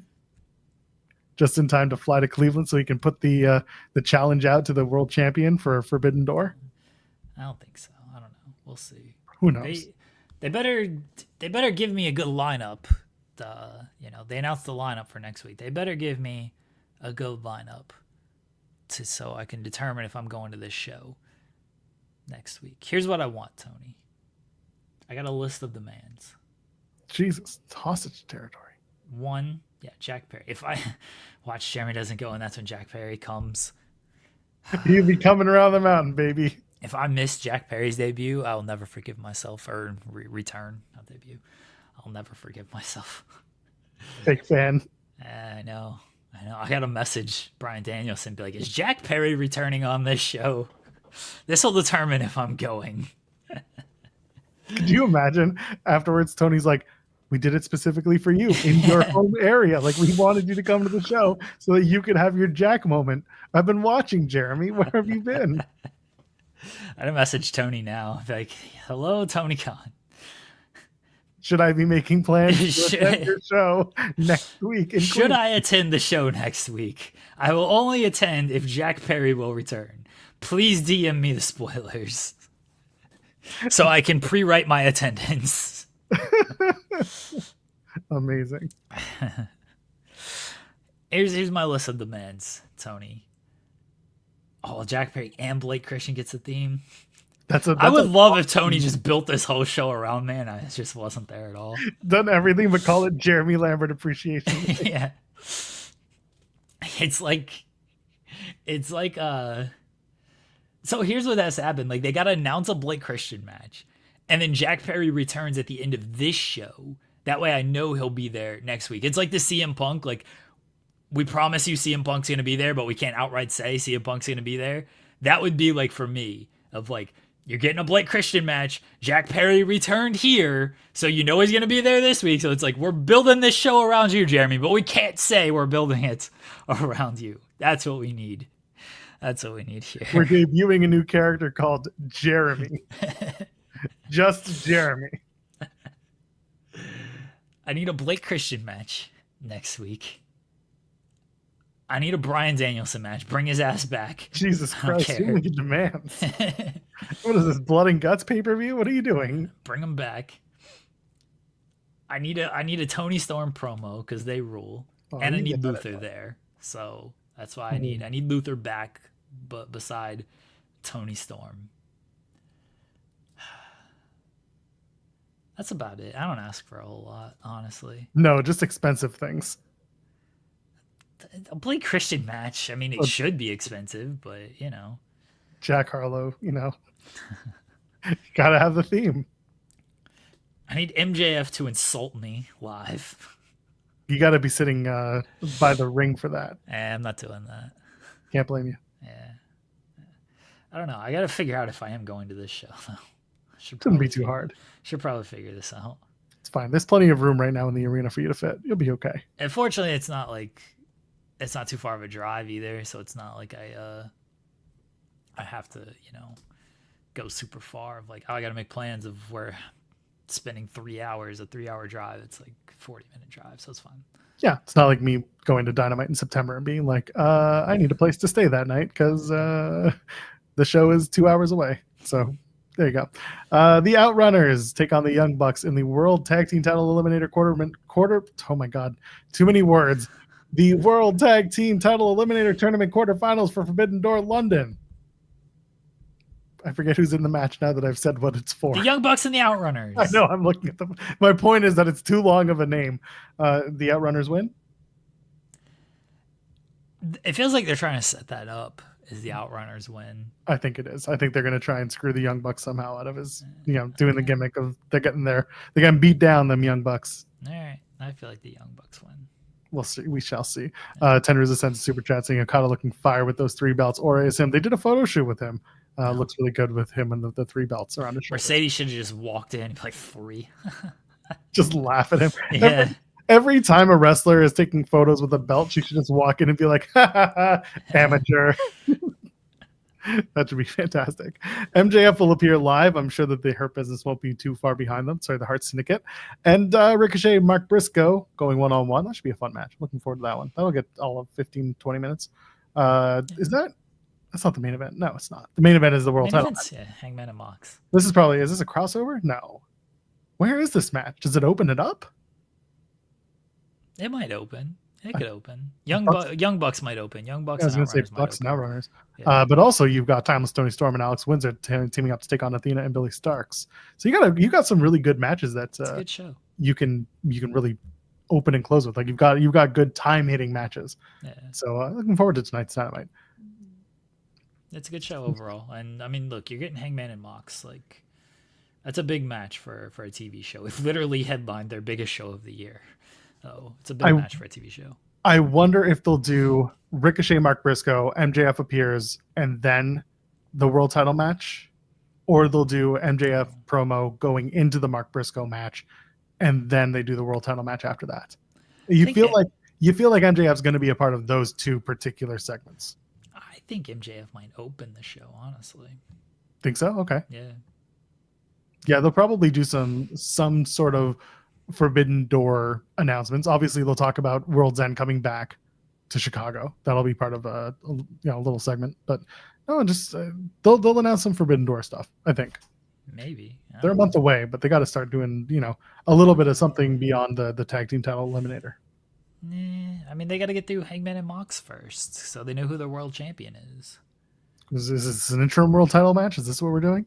No, I'm just saying, like, they're not going to announce a world title match and then. Oh no, I'm not talking about the world title match needs to be settled. I'm talking other matches for Forbidden Door. They should start getting on that one. Yeah, we'll see.